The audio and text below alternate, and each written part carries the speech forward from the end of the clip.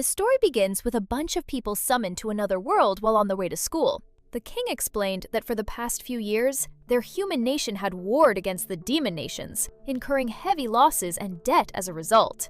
They were on the verge of an extreme crisis, which is why they decided to summon people from other worlds, blessed with power, to their aid. Then he announced them as the great heroes. They didn't seem to understand his words. They started to measure their abilities. A black-haired girl had the Scythe of the Goddess skill, which was pretty rare. When they checked the other skills, they realized that all of them had some special skills. The black-haired girl didn't seem to understand what a skill was. A man explained that it was something that a person gains when passing to their world. The king considered those as the god's favor. The boys seemed to like the idea of being heroes. The king was also happy that they had some good skills, and it was quite worthwhile to summon them in that world. One of the men stated that the boy named Itonami Norio had no skills. Itonami Norio was a useless corporate drone and had a quite boring life. Before he summoned the other world, he bumped into a chubby man on the train. The man introduced himself as a god and explained that he was about to be summoned to another world, since his daddy picked him out.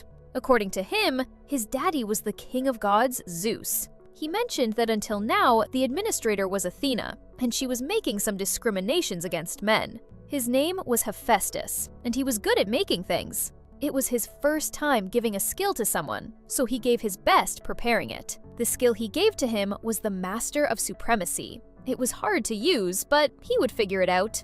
He put the skill Spare on his chest and completed the skill-giving process. Back to the king's mansion, there was a clamor between the guardians. Itonami was sure about his non-existent ability to fight with demons. He wanted to ask him something, but the king was worrying about how he could never go back to his world. They had a way to summon heroes into their world, but they had no way of sending them back.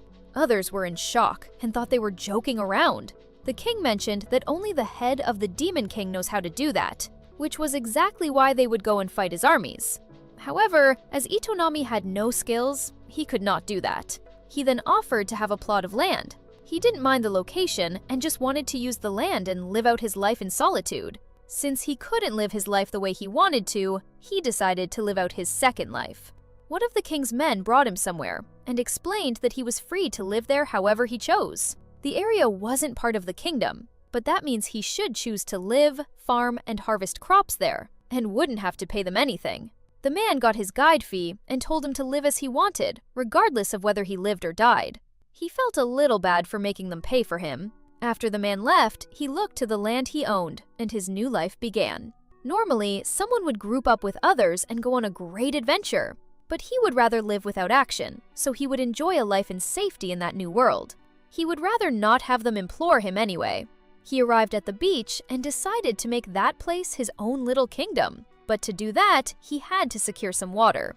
To secure that, he needed to check if it was seawater or drinkable water. It was surprisingly fresh, drinkable water. Then, he noticed an octopus in the sea. Even though he wondered if it lived in shallow water, decided to get food one way or another. When he got into the sea, he realized that the water was so salty, even though it was so sweet earlier. He took some water in his palm and drank it. The water was sweet when he drank it using his hands, but was salty when he drank directly. It didn't seem like water would be a problem, so he decided to eat the octopus he hunted. He didn't have any seasoning either, so he decided to cook it with some salt water-boiled octopus. Firstly, he needed to start the fire, and he carved a hole into a dry wood and then make a notch. He put a stick into the hole and rotated it by hand, then moved the embers created by friction onto a dry leaf. It was easy to say and hard to manage. So he took a deep breath and started to spin the stick with determination. The moment he spun, the fire lit up. While he was eating his octopus, he felt something odd about that world, because the fire lit up so easily, and he even made a bowl and chopsticks. While he was thinking about how his survival skills were so great, he realized that surviving could be the skill that God gave him. He decided to test it out and swung his sickle. And it worked. The grass is cut all the way to the stem. He then tried plowing, and it was indeed plowed, and so thoroughly that he doesn't even have to do anything. Also, it was the exact size he imagined to have a crop field. The Master of Supremacy took the efficiency of anything he was holding and multiplied it. With that power, starting a farm would be easy. He started to plant the seeds when he got back in town and was done in a few minutes. He didn't really know what was planted, but if he could harvest it, then he wouldn't have to worry about food supplies. But even so, it would take a while until it grew. He decided to fish something for the dinner. While fishing, he was thinking about the life he had before and now. He decided to sacrifice some rice balls for Hephaestus, for giving him such a great skill. A fish came on his hook, and he thought it was a big one because it was pretty hard to control. When he finally managed to pull the rod up, he saw that he was holding a mermaid instead of a fish. He couldn't believe he fished up a girl, then realized that it wasn't a girl, it was a mermaid. The mermaid girl scolded him for fishing her. Before he could say anything, the mermaid stated that since she got fished by him, he had to marry her. While thinking that, the distance suddenly dropped to 0. He was shocked that he got a mermaid wife in another world. The mermaid was complaining about her situation, while he was thinking about how different she looked from the book's illustration. She stated that she couldn't return to the ocean anymore, but he thought she was exaggerating. The mermaid got even angrier and told him that she had no choice but to become his spouse. She ordered him to take some responsibility and provide for her. He tried to make some excuses and told her to think that through a little. She agreed with him, saying that with her tail, they wouldn't be able to mate. She took out a bottle and drank it. Her tail disappeared and her leg came out, but she was fully naked. She was relieved that she could live on land like that without having any problem with giving birth to his children. Itonami panicked and told her to put some clothes on. In the heat of the moment, he took her as his wife, but he didn't have anything besides the field he loathed earlier.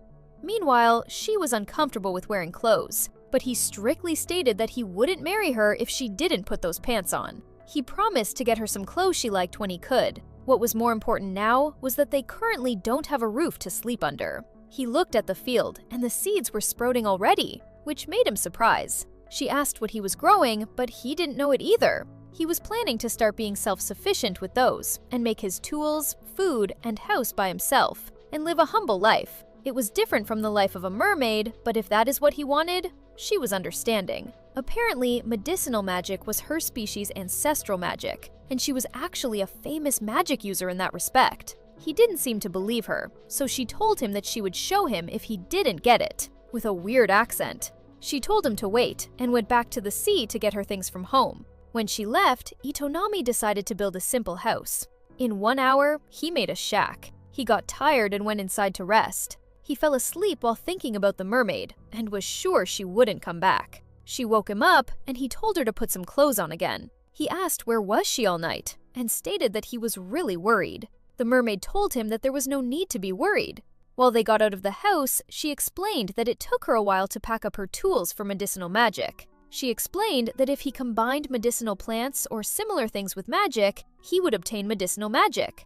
There were several applications for the various solutions he could devise, and because ordinary people could utilize them as well, they were highly valuable. She wasn't done showing him stuff. She brought a huge fish, and it was a beharingji, which is a fish-type monster that had a lot of mana stored inside its body. She cut, boiled, extracted, and powdered the fish, and created a product named beharingji fertilizer. If he spread that on his field, his plants would grow faster. Itonami was surprised that she was doing all that for the field. The following day, the crops were all grown, and he accepted that beharingji was amazing, but she claimed that the amazing one was actually her. He ignored her and tasted a tomato, and it was delicious.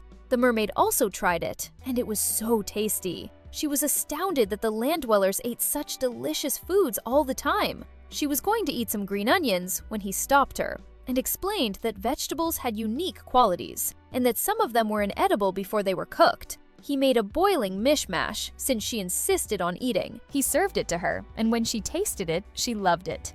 He looked at her happy face while eating, and he thought he could live with her.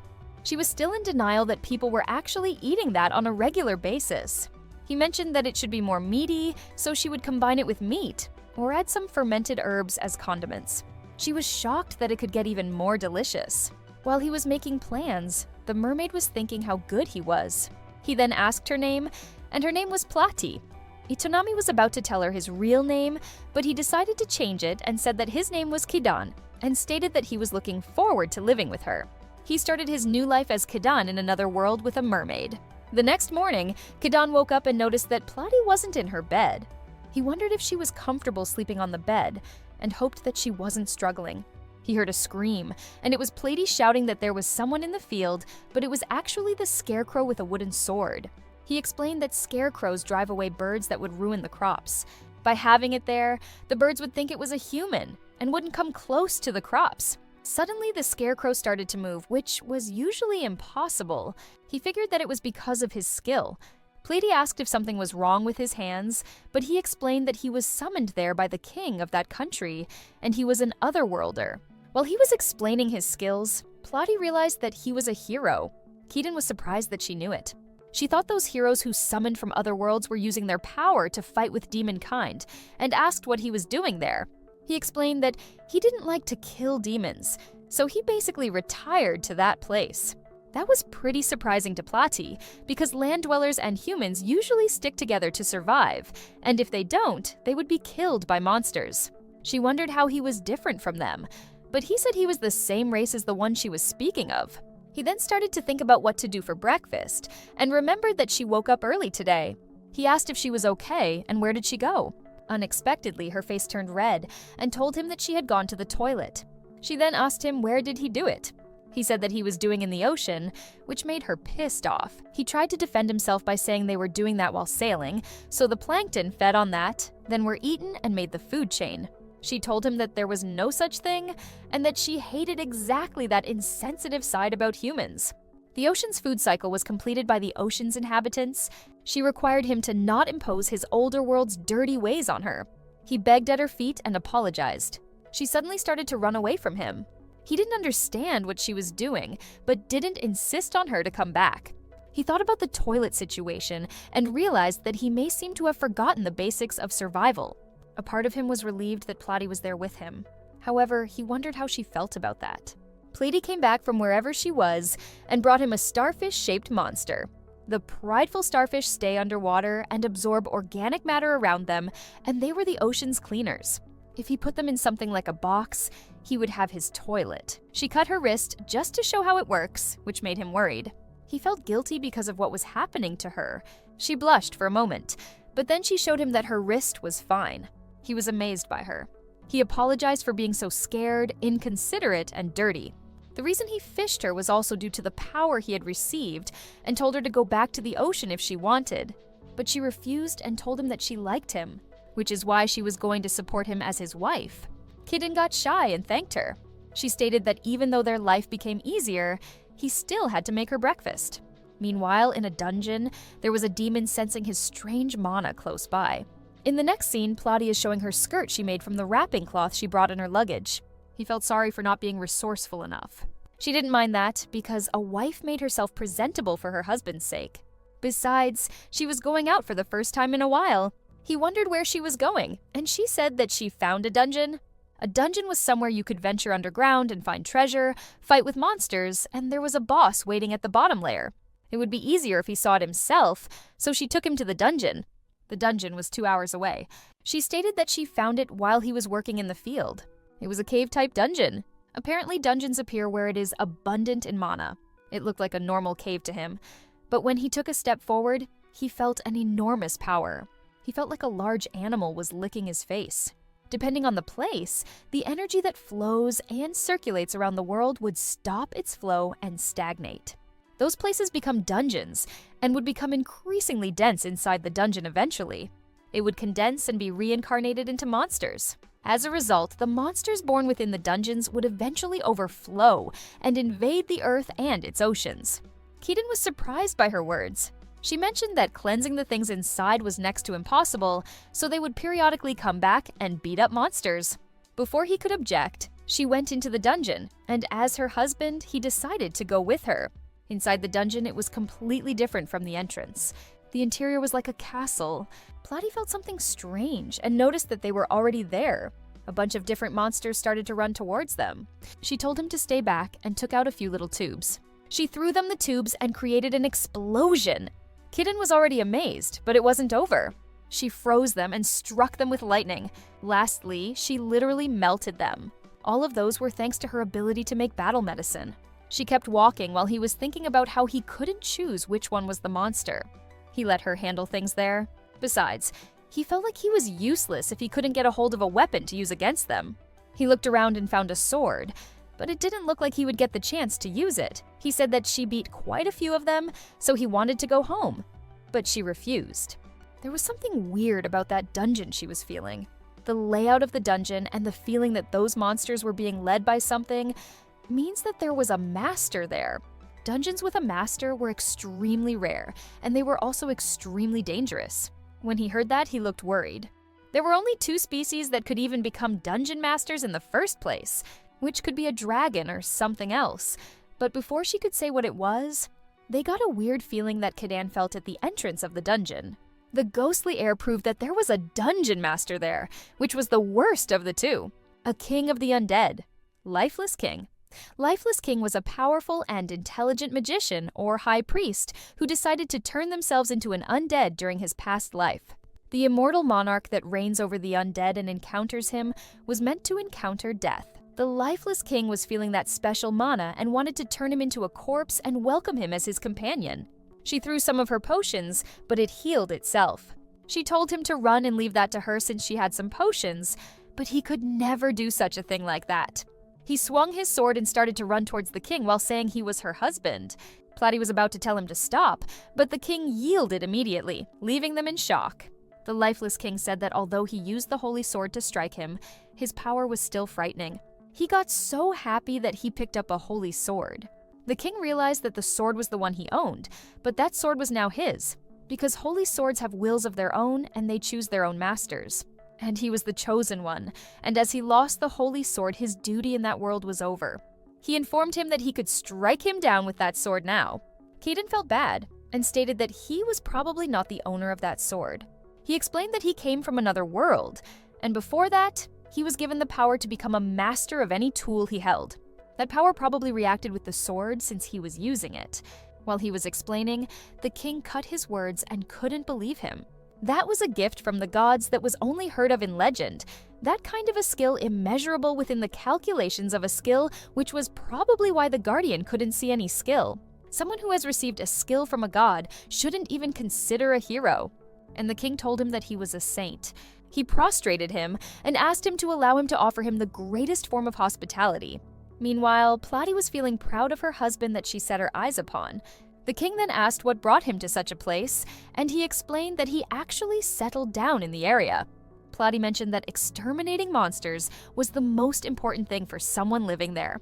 Monster fur and bones made for great magic tool materials. He couldn't believe the dungeons of that world were actually convenience stores.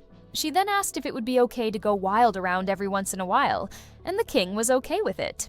He was actually cleaning some of the excess monsters himself, so they would be helping him. Suddenly, she seemed to like the king as she called him their neighbor. They introduced themselves, and the king had a hard time remembering his name. In his past life, he served as the archbishop of a certain church, and it seemed that for some reason, he ended up being pursued and was on the run. He delved into that dungeon and absorbed the stagnating man, where he turned into an undead by placing a great curse upon himself. He seemed to forget the reason why he became an undead in his name. Platy and Kidden felt bad for him, but from now on it would seem his suffering that was boredom would wane, even if only a little bit. Kidden smiled and told him to come visit them sometime. He mentioned that they would welcome him with some of the vegetables they were growing and called him Master. He explained that since the Lifeless King was a high-ranking member of a church during his life, he would be calling him Master from now on. Master thanked him with tears in his eyes. And this is how they found themselves a nice neighbor and obtained the holy sword. In the next scene, Kiden finished making a smithing kiln. The holy sword was amazing because it could cut a boulder like it was warm butter. She wondered why he made a smithing kiln. He reminded her of the mana metal right present he received from the Lifeless King. She found the king very big-hearted.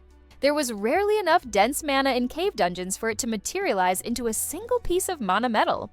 And giving it away like that was a big kindness. When she asked what he was going to do with it, he said that he could make what he had been wanting to make. She thought he was about to make a sword or something, but he made a pan and a kitchen knife. He thought it would be faster if he demonstrated it. He cut the vegetables with the kitchen knife and then fried them with the frying pan. He added flavor using salt and pepper. He finished making the fried vegetables, and Platy seemed to love it. He also made some utensils. The mana steel was a good heat conductor, and it was very light, and the burnt food didn't stick on it, so it was easy to clean. He got so happy that his cooking repertoire expanded. Platy asked if he had other new dishes he wanted to add, and he approved her. She asked what he needed, and the meat was his priority right now. The meat would be amazing with vegetables with some oil. After hearing his words, she decided to stroll in the forest. She mentioned that due to her being a mermaid, she still hasn't seen a mountain-type monster until now, and she had always wanted to eat one. Since he looked confused, she explained that there were a lot of types of monsters, like bird types and mountain types of monsters, which were deer and boars. The most cooking-suited ones were mountain types, so that is why they were in the forest. Kaden mentioned that the monsters were born in the cave dungeon, but the lifeless king was using his powers to control the monsters from going out, which could mean the mountain itself was the dungeon. However, he didn't believe that there was a dungeon near there, so he was comfortable. Ironically, a bunch of square boars appeared, and they were definitely ready to fight them. Unlike Kaidan, Platy was happy that there were 2 dungeons nearby. He told her to focus on beating every single one down. She told him to restrain them as cleanly as possible and not be picky with her bringing them down naturally. The boars started to attack him, so he had no choice but to use his sword, and he managed to kill them all. She was praising him, but he did it because they had been coming one after another, and he unexpectedly defeated them. She changed the subject and suggested to start preparing it. She promised to use her potion to freeze the meat and preserve it if he cut it to a size that is easy to cook. After a while, they finished cutting and freezing the meats, and he was amazed by her. Thanks to her, their daily life would start to improve. She was waiting for him to make something delicious, and he was planning to make tonkatsu. His mouth watered while thinking about tonkatsu, but there was something missing, which was the egg. He asked if there was a custom in that world where they cook bird eggs. As much as she knew, there wasn't, but she did hear that the land dwellers of that country do that kind of thing, but he can't see that kind of thing in the mermaid country. She suggested going to the mountains again one more time, and if they searched, they could possibly find a bird-type monster.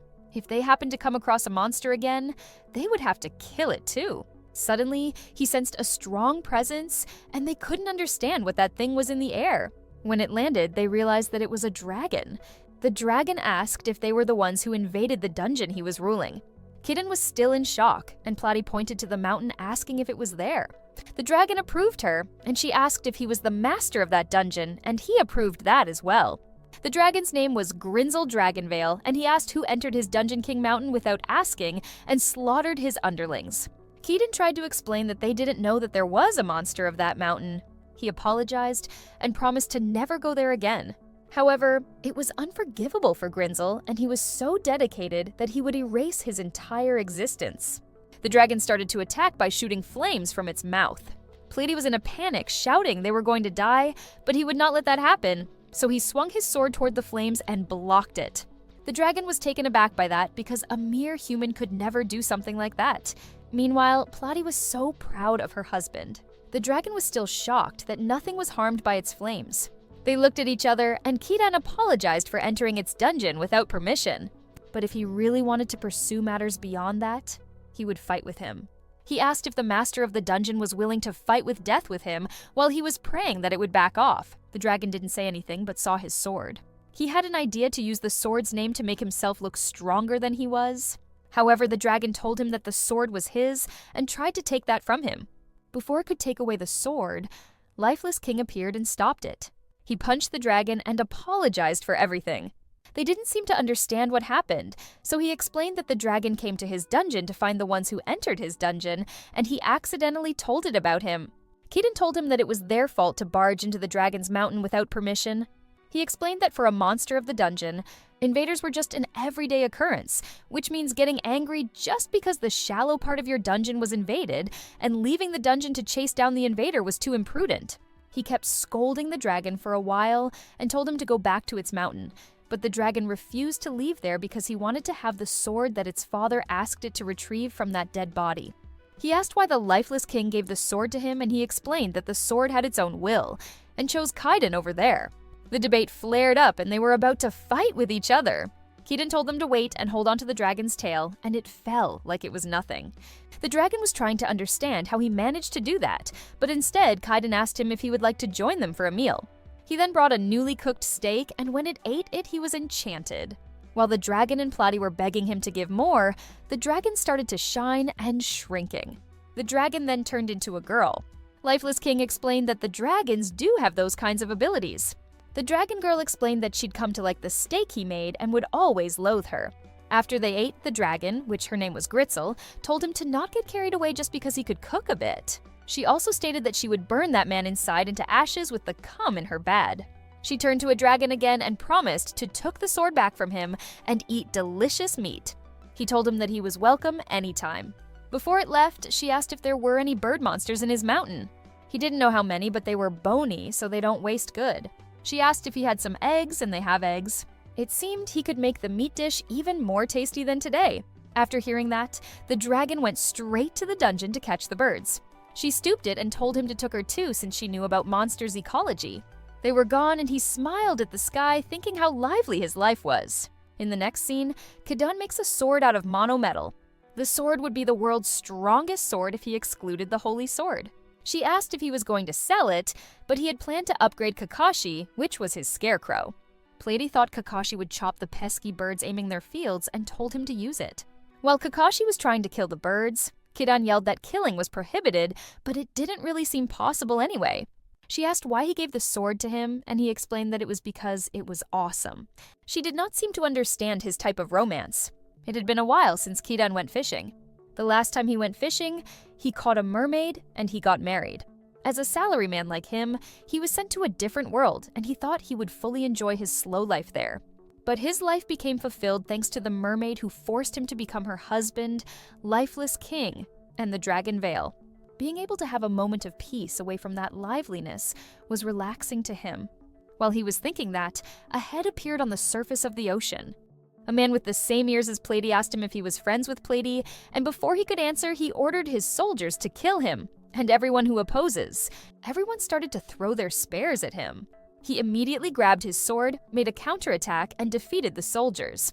While thinking about what to do, Plady came, and what was happening? The man who tried to kill Kidan was Platy's brother. The soldiers asked her if she was okay and called her princess, which made Kidan confused. She decided to introduce herself properly and explained that that man was her older brother, Prince Arowana, and he was the next heir to the throne. She then introduced Kidan as her husband. Everyone was shocked. She understood that he came there to bring her back, but she stated that she would never go back to the Mermaid Kingdom. Prince Arowana didn't seem to accept her decision and told his soldiers to resume the battle to kill the land dweller, Kidan, for violating his sister and kidnapping her. He was dedicated to killing him and bringing back Plady. She told Kidan to not hesitate to counterattack, but there was no way he could dare to do that. The dragon came to help, and the soldiers wanted to run away in panic and fear. The dragon asked if Kidan was all right, and the prince was too stunned to speak. Plady told Dragon to not get too excited just because he was thanked. The prince was still having a hard time processing what was happening and didn't even notice that he was the only one who didn't leave there. As a reward for not running away from the dragon, Gezar told him that he would turn him into charcoal. The prince wasn't scared of someone like him and refused to listen to anything he said. Plady agreed and told him that since there was nothing to talk about, he should return to his kingdom. Kidan interrupted and told her that she couldn't talk like that because the reason her brother was there was because he was worried about her. As for him, it was his responsibility to listen to what he had to say. The prince thought about it for a second and changed his mind. Kidan led him the way, and the dragon hoped that he would treat him to a new meal. Plady seemed confused about something. When they returned home, the prince reprimanded Kidan for allowing his sister to reside in such a rundown house. Kidan felt ashamed. As he began to imagine various scenarios in his mind, Plady advised her brother to turn his attention to the other side, where they kept the meat and vegetables from the mountains in a storage building. It was the prince's first encounter with a plaster wall, which left him astonished. But that wasn't all. There was also a factory where they produced seasonings, and they had to wait for the miso and soy sauce to be ready. The prince found himself perplexed by the unfamiliar terminology. Plady bragged about her husband, about how skillful he could do anything perfectly. Even the storehouse served as her magic compounding room too, and he was also treating her well. Kidan offered him a seat to eat the new dish he made. He mentioned that recently, he made a garden table to drink some tea and eat. The prince noticed the little girl and asked where she came from. He explained that she was Grinzel Dragonveil's human form. He then served everyone a plate of zenzai, which was made from azuki beans. The prince and the others tasted it and were amazed by the taste. Grinzel asked for the second, but since he grew it accidentally, he could only make a small amount of them. Plotty and Grinzel glared at the prince because if he wasn't there, they would have eaten more.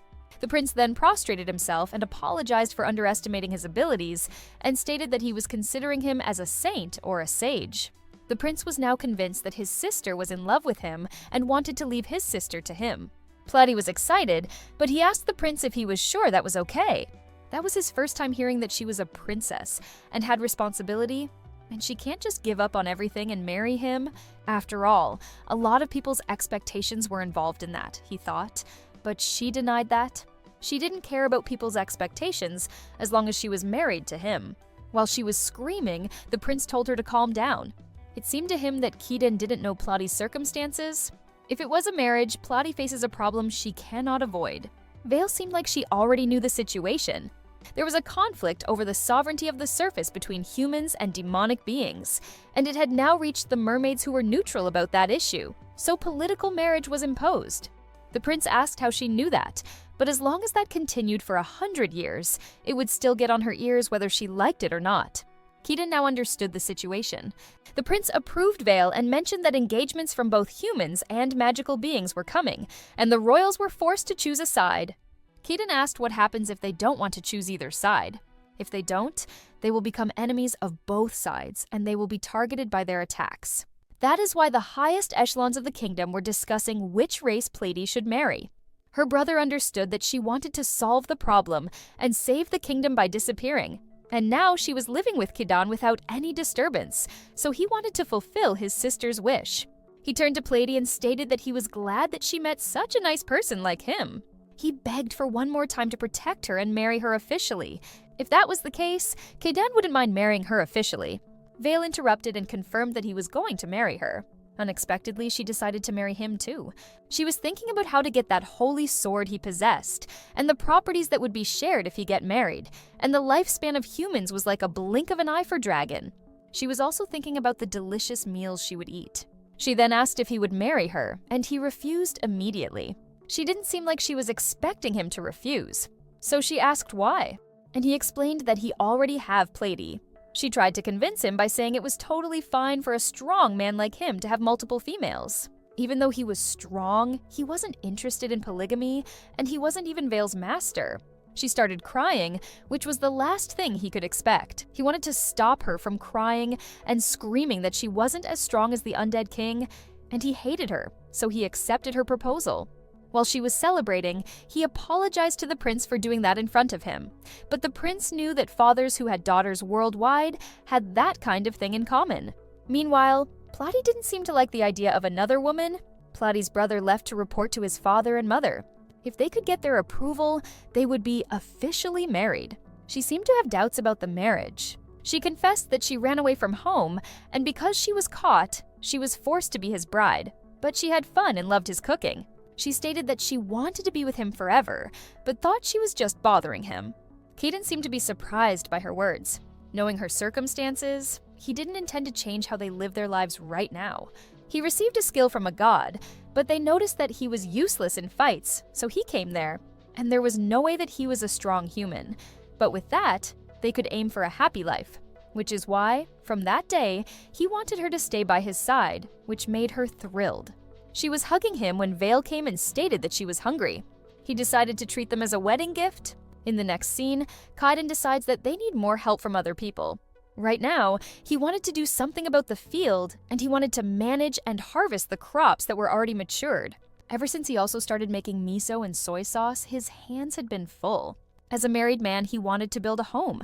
Then, Lifeless King appeared and supported his decision, but he got scared because he didn't even realize he was there. He asked if there was something wrong, but he just had some free time, so he came to hang out. Then he showed him the monometal souvenir. He was very happy that he bought a big one, which would be a great help. With that, he now could make tons of house tools. That was perfect for someone like him who was short-handed. The thing was, the other day, Plotty's brother pointed out a few things. He wanted to build something different from anything he had ever done until now, which was why he was building a home.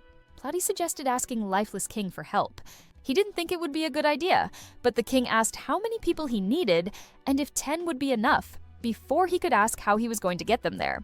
He told them to wait for a moment and transformed.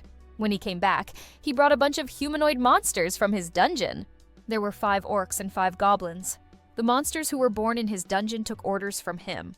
He gave them orders to obey the holy saint so he could tell them whatever was needed. He introduced himself, but the monsters stared at him without any emotion. The lifeless king explained that they don't have the ability to speak. They had enough intelligence to comprehend orders, but they lacked self-aware. He mentioned that he also didn't need to give them rewards. On top of that, they absorbed mana in the air to sustain themselves, so he didn't need to feed them. Pletty seemed impressed. He thanked the king for his nice gesture. The king wished him good luck in making his house transformed again. He said everyone to combine their strengths and build a splendid house with a big enthusiasm, but again, there was no emotion on the monster's face. They worked together with a great combination, and Kidan seemed to be impressed by their productivity. The orc physique was really suited for manual labor, while goblins were skillful with their hands because they were small.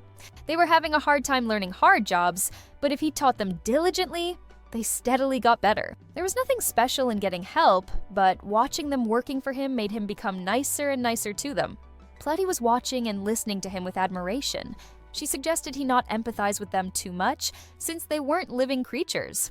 She was right, but for Kidan, everyone should be given a chance to live like that. She explained that magical beings have employed humanoid monsters on a large scale to fight against humans. These monsters are sent in armies, and their strategy is based on the assumption that they will ultimately be defeated. However, even if they are killed, they can always be replaced in the dungeon. He was surprised by what he heard, but even though what she said was true, monsters were the ones who helped them in so many ways. He tried to accept the world he was living in now. A goblin lost its balance and fell to the ground. He immediately went to check if it was okay, or if he had hurt, but then remembered that they couldn't talk. Suddenly, the goblin mumbled that he was all right. Pletty and Kidan were scared and shocked at the same time. When he asked again if he was all right, the goblin approved him again. He tried to say that he wanted to work more for Kidan, and another goblin joined him. Others also started to speak and told him that they wanted to work. It seemed the monsters now had self-awareness, but he did not believe that self-awareness was something that could happen simply like that.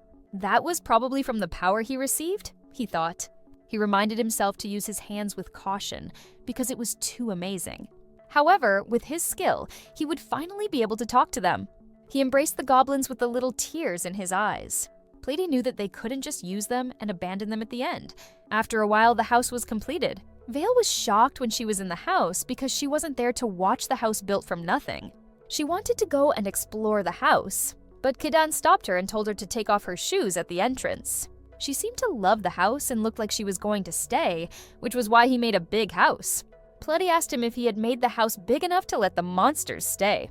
That was his plan, but when they refused his offer, he suggested they make a tenement house near there where they could stay. He also asked for their help to make the kitchen and the bathroom, which they eagerly accepted. A goblin whom he named Gobukichi informed him that the thing he requested was ready, and he showed her the futon he made. He stated that this was his present to Pletty. He grew caught inside with the grass to make tatami and all because he really wanted to have a futon in their new house. When she got to the futon, she was shocked that it felt that good. He apologized for making her sleep on plywood until now. She thanked him with shiny eyes, and she also thanked Gobukichi. Later on, Pletty's brother comes to visit them, and Kaiden offers tea. He commented that building a house like that in a short time must be the gift of a god. The reason he came there was about his and Pletty's marriage. He had consulted his father, and at first he was confused, but when he told him about Kaiden's personality and strength, his father agreed to it. It was a good thing that he didn't belong to any race, even though he was so strong. Kaiden mentioned how stressed Pletty was because of the political marriage, and asked about the humans and other magical beings. The prince said they were angry, but his father, the Mermaid King, proclaimed that.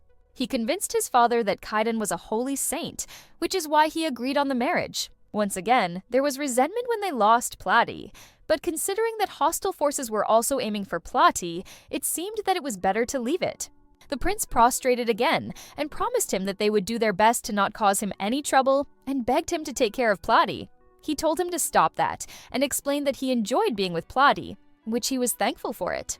He arrived there alone, and if it wasn't for Platy, he would still be alone. He might even forget his own name, like the lifeless king. The prince was confused that he was a neighbor with an undead king. Suddenly, one of the goblins came and informed him that an enemy attacked from the coast, and a large number of monsters that were magical beings landed. Right now, the orcs and goblins were fighting them. The prince couldn't believe the place was discovered by the magical beings, even though it was their country's top secret area. They went outside and confirmed that the ship was the magical being's ship. One of the orcs named Orkubo got their demon lord. She was Astra's of Deception, one of the 4 heavenly kings. The orc explained that she came to kill Kaidan, so they captured her. Kiden noticed the pile of bones there, and the goblin explained that they were skeleton soldiers led by magical beings. There were about 100 bodies, but they all defeated them, which made him shocked. He started to give them a lecture about how dangerous it was to do something like that, and worried that he could lose them. Meanwhile, the demon lord got annoyed that he was ignoring her. The prince asked her how she knew that place, but she ignored his question and started to insult mermaids. She told him to not underestimate their intel gathering network, and even if it took forever, they wouldn't understand. She then freed herself and explained that her task was to bring back the mermaid princess and kill the bride thief, the holy saint. The goblins informed Kiden that she supervises the demon lord's upper echelons, and she was thirsty for blood. On the battlefield, she was a monster who made even her allies tremble in fear. The prince didn't care about any of that and tried to attack her, but he stopped her. The lifeless king appeared and stated that they were too noisy. The prince was speechless when he introduced the dead king as his neighbor. Then, he was even more surprised when Vale came in her dragon form and asked what was happening. Not only the prince, the demon lord was also surprised that he was welcoming a dragon. Platy came and asked him if he was okay. The prince asked where she had been, and Vale explained that they were searching for eggs on the mountain and for tonkatsu. Then, they saw the demon ship on the ocean and got curious. Vale was furious that she, as a lowly demon, came there to kill her master. Hurting her master means having her as her enemy too, so he threatened to destroy their entire race. Kiden warned her to not speak too boldly. Astra seemed to be scared a lot, so he offered her to promise that they wouldn't be hostile to them and they would let her go home. She was too proud to accept that offer and told him to stop insulting her, even though her voice was trembling in fear. She tried to pull herself together and stood up. She had a proposal to have a duel with her one-on-one, and if she lose, she would consider his offer. Vale got angry, but he stopped her. Kiden's main goal in that world was to protect his lifestyle, so he accepted her offer and took off his sword. Astra was confident because even though he had strong allies, he was still a human. However, when she noticed that he was holding the legendary evil sword Drishwartz, she dropped her sword and fainted. Vale wanted to bury her like that and let her become fertilizer. But he wouldn't let that, of course. Kaiden wanted Vale to take her to her home because the sailors were so shocked to see Vale that they ditched Astra's and retreated. She accepted unwillingly, and while on their way to Astra's home, she asked why she was serving Kadan, but she didn't say anything to her, even though the real reason was to eat his delicious food. After a while, Astra's came there with her allies and stated that she had something to talk to him about. Platy got annoyed and yelled at her to go home. Kiden tried to calm Platy, and the girls behind Astra's explained that they had been expelled from the Demon King's army. Astra's corrected that she was the only one who chased out of the army, and they could go back to the army. But the girls seemed quite loyal to her. Vale couldn't listen to them anymore and threw thunder. But he told her to stop, or he would cut her meals, which made him transform her human form. He felt sorry that she was expelled from the army. She explained that she failed her task to bring the princess back, and the monsters that she took along with her were all annihilated. Beyond that, dragging a dragon into the battlefield was a grave sin. He got confused that a dragon was in a fight between humans and demons. Vale explained that she sent the demon back where she belonged. After that, Astra's title as one of the 4 heavenly kings was revoked, and she was exiled from the demon country. The girls were sure that they decided in a hurry without the Demon King, so that Astra's would fall into that dilemma, and were sure that this was all because of Sir Ravian. Astra's didn't agree with the girls, because in the Demon King's army, strength was everything, and since she couldn't fulfill her task, she was in the wrong. He understood that the reason why she got fired was the uproar the other day, but wondered if there was another reason because the girls were all crying. Vale asked what she wanted to talk to him about, and Platy warned her to not tell her to take responsibility. She timidly told them that she needed to start a new life, and she needed to know something to do. She was shocked by the goblins and orcs' power against her army, and was even more surprised to see the two world-class calamities following him. She wanted to know what was special about him, and begged him to let her work under him for a while. Plotty and Vale were shocked, but he immediately accepted. He wasn't sure if working there would convince her, but trying to discover herself and putting herself out like that impressed him, and he would like to help her. Vale told him that they might come to kill him again if he helped her, but he didn't seem bothered. The other girls asked if they could also stay, and he accepted. In exchange, while the three of them were there, bloodshed was prohibited. She stated that she would obey him as long as she was there and would take on anything, even any indignity, so he could ask anything of her. As she said it like that, he wanted to make a request now. While the girls were fighting to help her, the request he was asking was field work. At first, he wanted to give them household chores, but he changed his mind. She didn't mind that because her skills were also specialized in that.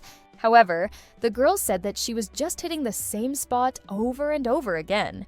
She explained that that was called a hoe, which was used to dig into the soil and make ridges to plant seeds. Kitten commented that she was well informed, and she said she was a commoner, so she had some experience. One of the girls mentioned that Astras and pal Belina were born as aristocrats in the demon country and were fair maidens. She told Batier, the girl, to leave that matter to her since she decided to serve the holy saint no matter what.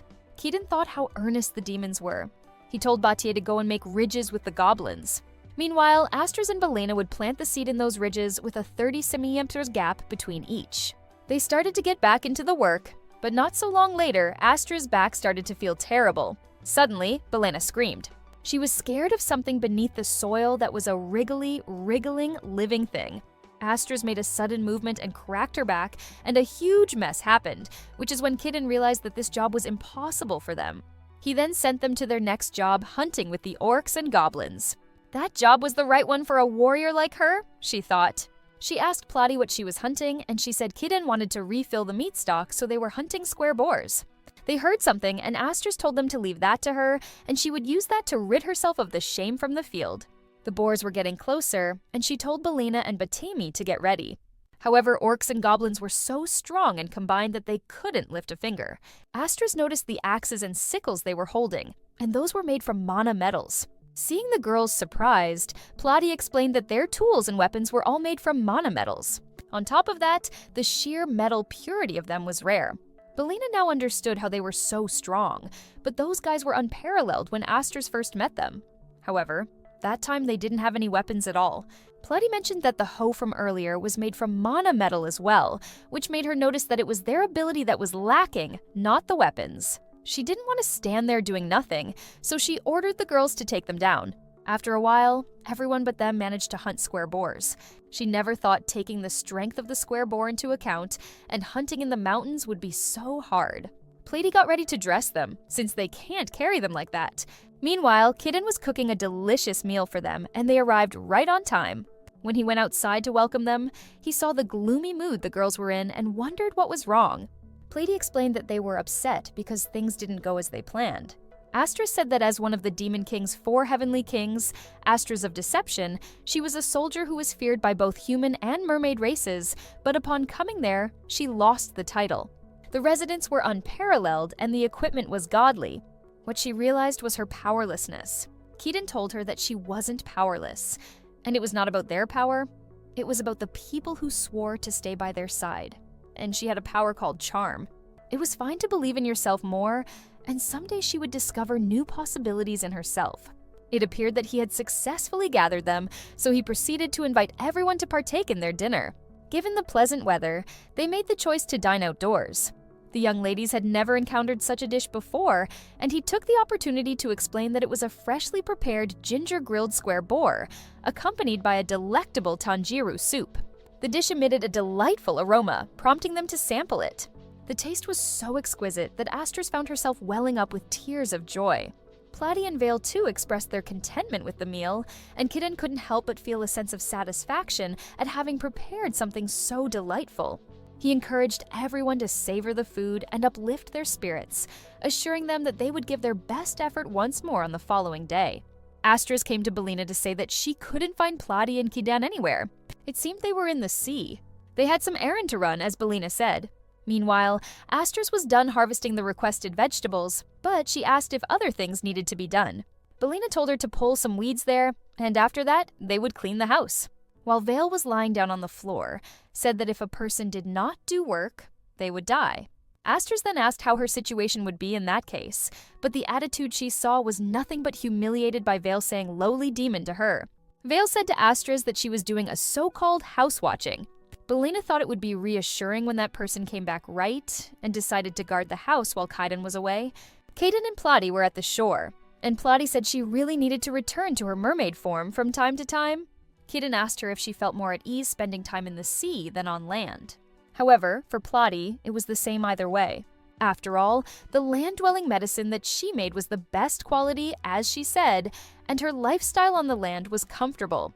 Kaiden thought what a considerate wife she was, and asked her what she wanted to talk about. As Plotty said at the place that they were in, there were sea monsters coming out from those parts. Cave dungeons, mountain dungeons, and of course, there were also dungeons in the ocean.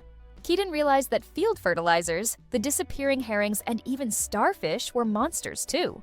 Some monsters were useful, but some were not. To Plotty, beneath that ocean, there was a bad monster dwelling in it. Kaiden wasn't happy to hear that, because he didn't like the idea of meeting one of the top 5 monsters that he didn't want to meet. However, Plotty told him that if it was going to be deer, then even that monster was just a piece of cake. He couldn't let Plotty go alone there.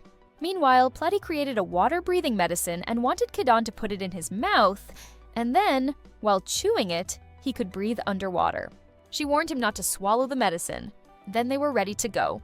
Kaiden sometimes forgot that his wife Plotty was a mermaid because she was always on the surface, but she really was a mermaid, and that beautiful princess was his wife. Then they noticed something with a hostile look approaching them. It was a Rhynie eel. Plotty said to Kaiden that she was going to stop that thing's movements, so she would leave the rest to him. Then she fought as hard as she could, and the monster started to burn.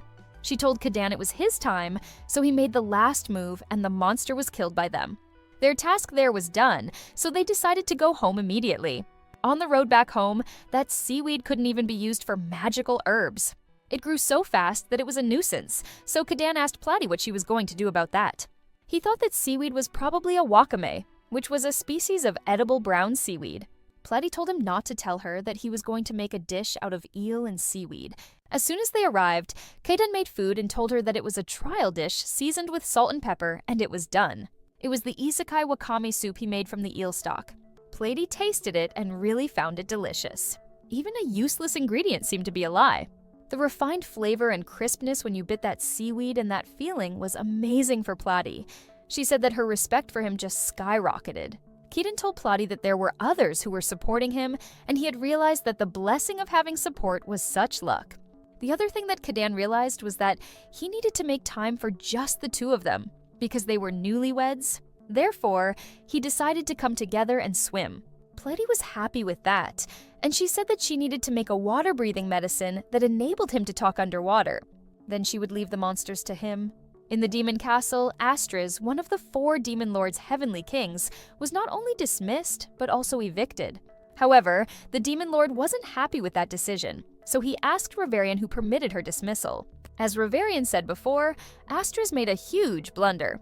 The lord said to Riverian that was his plan to make Astris fall into that dilemma. He sheathed his sword and held it to his throat, saying that he was a traitor while he was begging for forgiveness. The Lord warned him and told him to get himself together by the time he returned, at least to a degree where he alone could shoulder the responsibility. Then Riverian gave him the coordinates of the transmitted magic. The Demon Lord set off furiously to find Kaiden. He said that even Demon Lords had moments that were driven by passion. In the next scene, a girl named Momoko Akisaka was fighting with monsters as a hero. She was shouting out her attacks like she was in an anime. The goddess's sickle skill was the power she gained when she was transported to that world. She was using that power to fight alongside the humans who were in a war with Demon. She was having a hard time adjusting to the new world she was in, as there was no modern technology there. Food was cooked over a fire. Bread was usually stale and hard.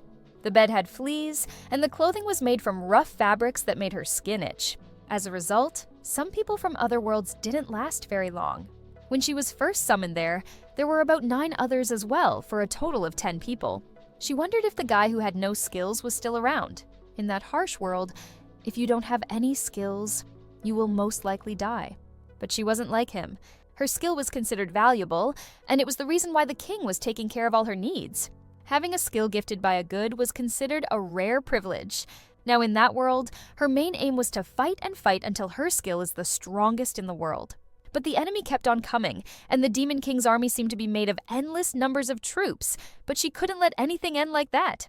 They would protect that world as heroes. Suddenly, Vale appeared in her dragon form and scared everyone.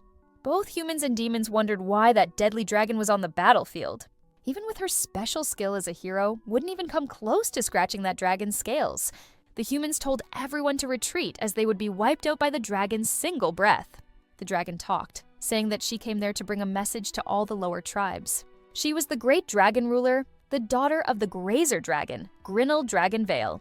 For today, she was merely on an errand for her lord and simply returning that rude one, Astrez. The demons noticed her and immediately went to catch her. Vale explained that she would have ended her and be done with it, so they should be thankful to her lord for not allowing it. She then told them that if they bothered her lord again in any way, she would obliterate the city of Kazima and any others with a single breath.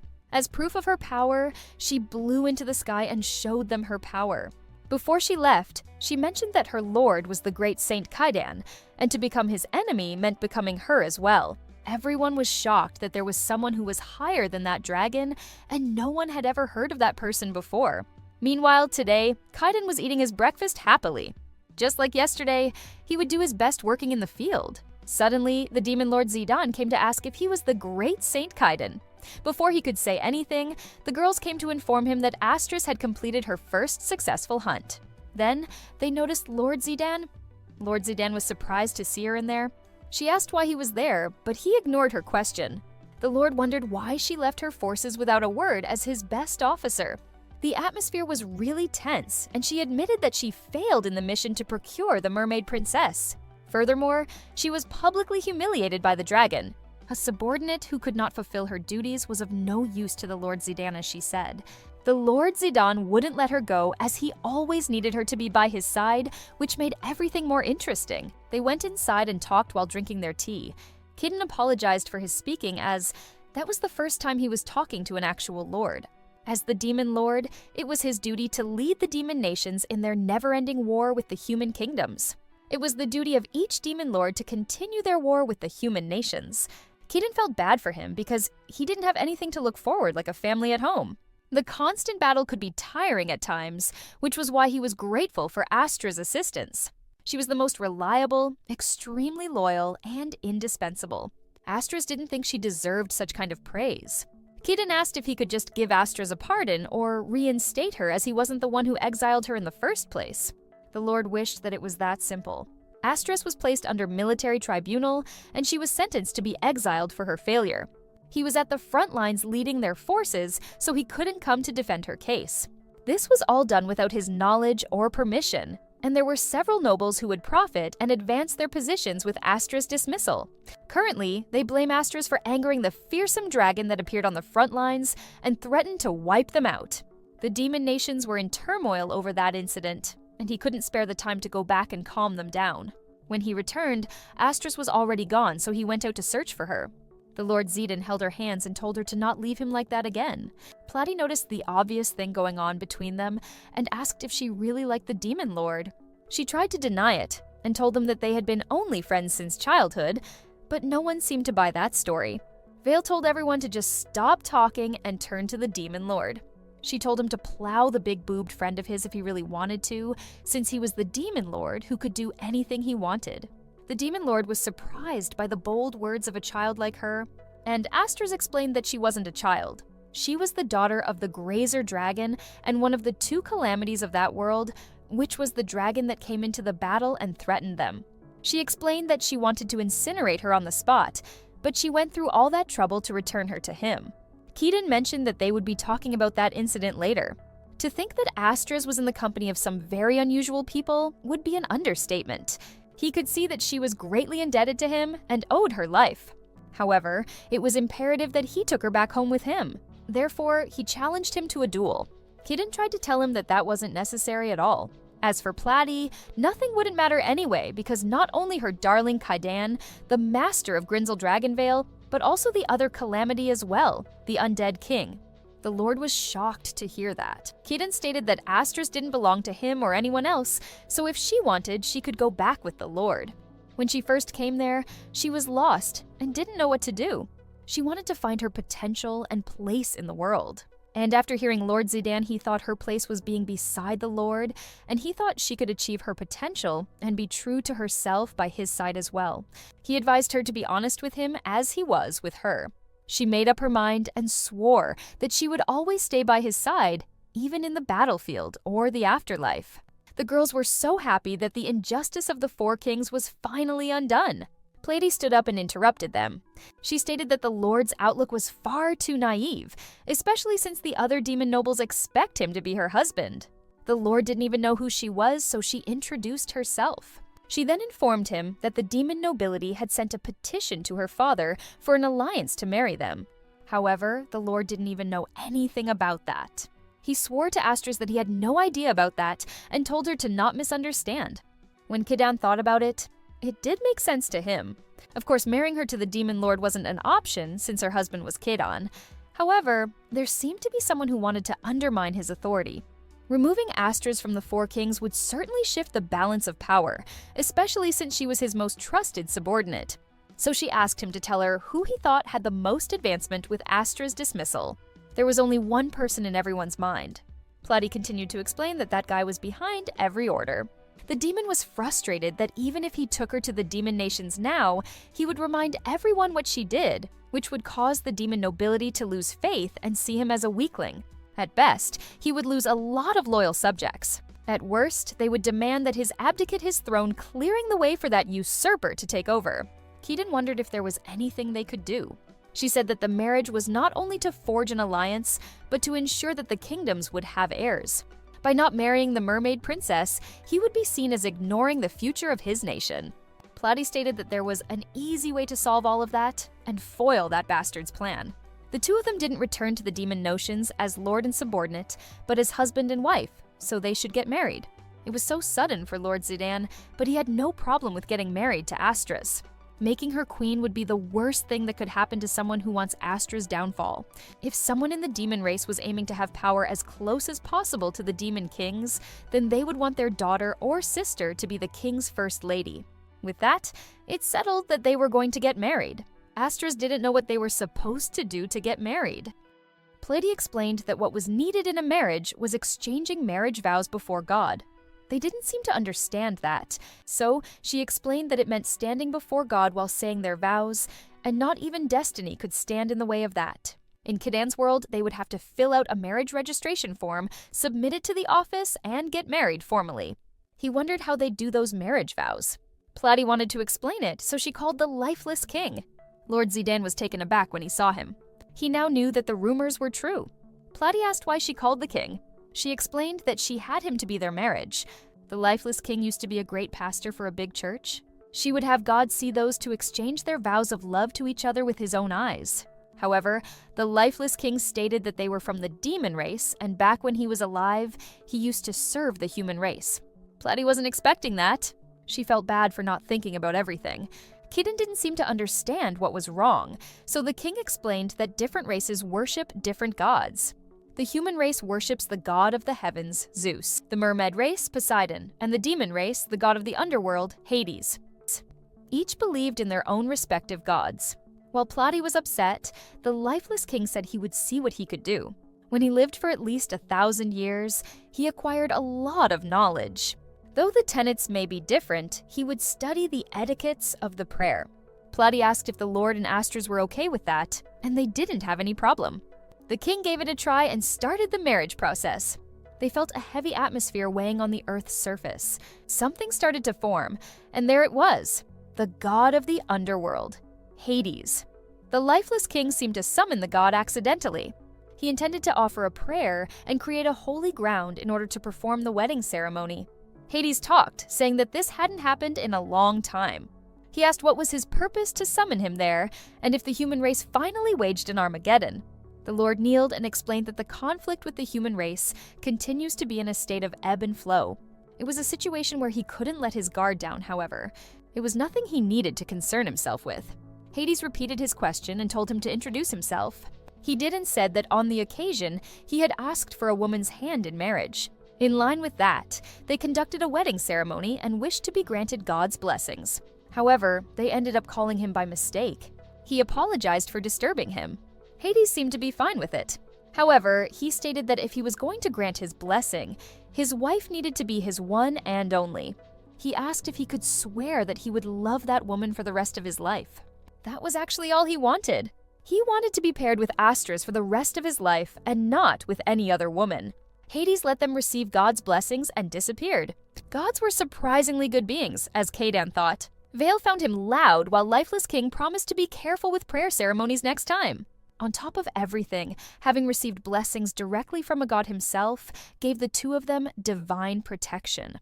It seemed that whoever tried to forcibly sabotage their relationship would be met with divine punishment. That has become the ultimate proof of love that the Lord could show to his demon brethren. The Lord thanked Kadan for making it possible for his dream of marrying Astris to come true. Astris mentioned that they would never forget that kindness for the rest of their life. Kadan didn't want to take all the credit and told them that he was happy for Astris. The Lord turned to Astris and asked if they should go now to introduce her as the demon queen. However, unexpectedly, Astris refused to go and told him that she was thinking of staying there for a little longer. Vale was not happy about her decision and told her to go home since they married each other already. The Lord asked the reason and she stated that she wanted to retrain herself as his wife. He was surprised but respected her decision. He then asked if Kadan could look after her a little longer. That wasn't a problem for him, but he didn't even know how he was supposed to be any help. He felt guilty, especially since the newlywed was going to be separated. Then the Lord asked if he would mind if he also stayed there for a while. He was shocked and asked if it would be trouble for his people if he wasn't present, but it should be fine for a short time. Thanks to the dragon that came flying on the battlefield, both factions were still shaken. Until both sides had obtained information, no troops would be dispatched. Vale seemed to be regretting her decisions. Since there was no problem for them, Kadan was okay with welcoming them for a while. He even started thinking about building another house for them. Vale interrupted and told the Lord that their staying there meant there was no one in his camp executing the plot. If he left things as it was and let his center be exposed, the other party would think about plotting something evil. But the Lord took everything into account when he made his decision. Vale still wasn't convinced. She also found it weird that he came there without having any ship. The Lord explained that he used teleportation magic. If he set up a teleportation point beforehand, he could teleport in an instant. Astra's subordinate Belena left him a memo with the coordinates of that place. Belena explained that the thought of them being separated because of some suspicious plot frustrated her. They thanked Belena. Platy interrupted, wondering that since several demons could use teleportation magic, was there a possibility that they would come after him there? He told her to not worry about it. The coordinates to access that place were encrypted, and unless the person who made the encryption tells it, then identifying it was practically impossible. Moreover, that place was being blocked from recognition. The demon race uses teleportation or clairvoyance magic in that age.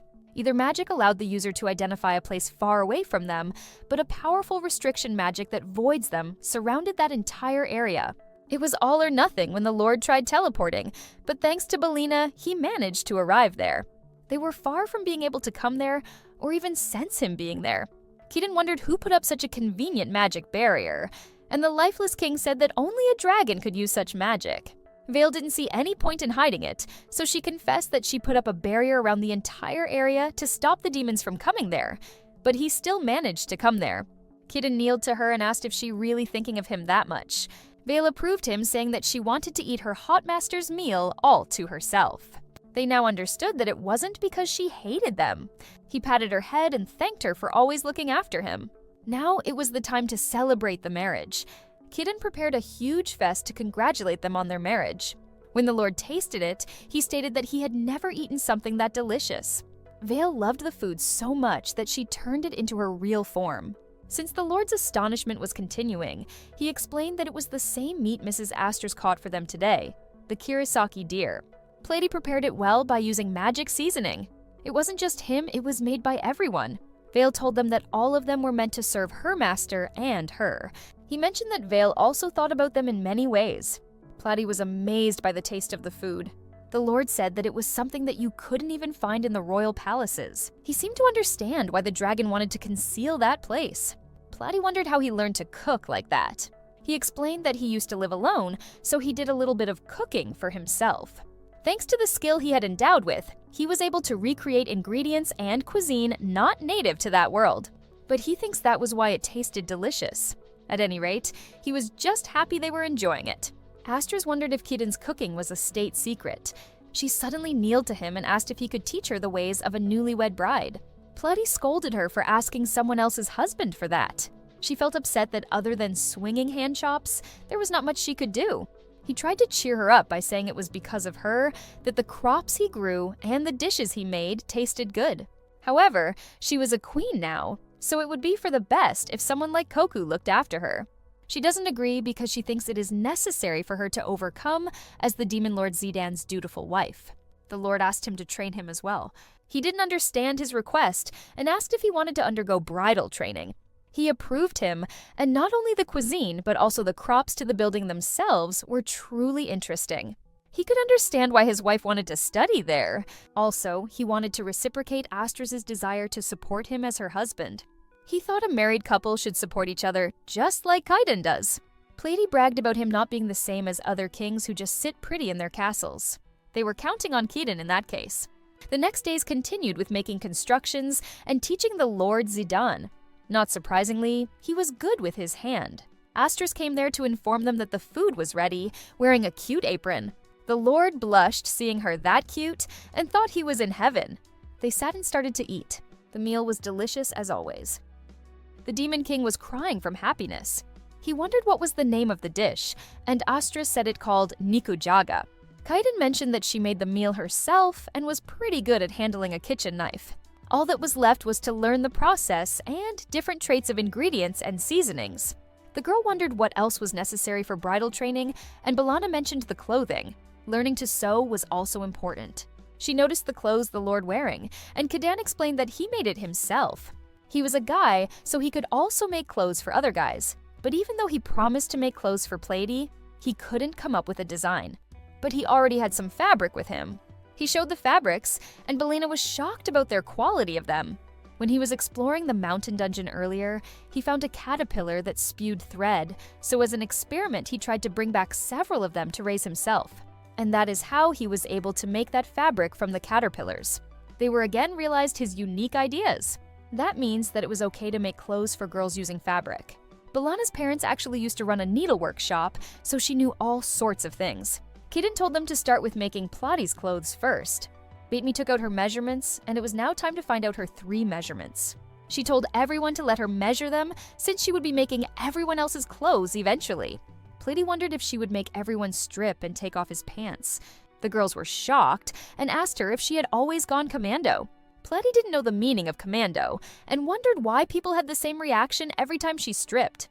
The girls remembered that since she was a mermaid, she didn't have the concept of wearing clothes for her lower half. Platy wondered if there was any problem, and Batemi explained that to them, demons and humans living there on the surface, exposing the lower half to the public was considered a crime. Platy was shocked by that information and got mad that no one had ever said that to her. She remembered that her brother was putting something on his body sometimes, which was called panties. Baitme told her to leave it to her and she would show her wonderfully made panties. While measuring Platy, Batemi noticed that she was tucking her stomach in. Platy never felt upset about the delicious food Kadan made until that moment. They measured Astris too, and her stomach was more plumper than they had imagined. After a while, Batemi finished making Platy's skirt. The frills on her dress were inspired by the sea's waves, and it was blue. Platy seemed to love her skirt, and Kadan was thankful to Batemi. While they were talking about the panties Batemi made, Vale threw a fireball toward Platy's skirt.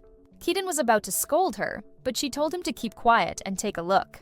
As Vale thought, it didn't burn at all, which means that fabric had a great deal of anti-magic infused into it. She was almost sure that it also had high defensive powers, which would make it superior to armor.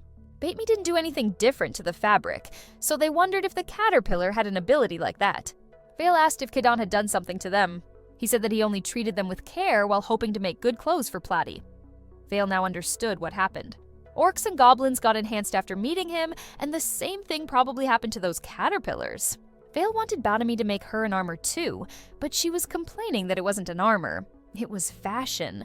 Since the Demon King's clothes were originally cotton meant for futons, they would also have Batemy remake it for them. Astris noticed that his clothes were a little torn over. She told him that she would fix it, and he thanked her. He took off his shirt, and Astris started to sew his shirt. Kitten was watching them and decided to let the king have the shit for a bit longer. Meanwhile, in the human kingdom, the king was thinking about the Dragon Vale. Because of her, the war was at a stalemate. He was brainstorming how they were supposed to proceed now. One of the king's men came and informed him that according to the generals at the front line, the reason the dragons showed up had yet to be identified. Thus, the army advised not to mode. The king considered them as a bunch of cowards. He asked about the information on the master that the dragon was obeying, but there wasn't any new information about that. The king was whining about how everyone was so useless and ordered another cup of squeezed fish juice, which was so stinky.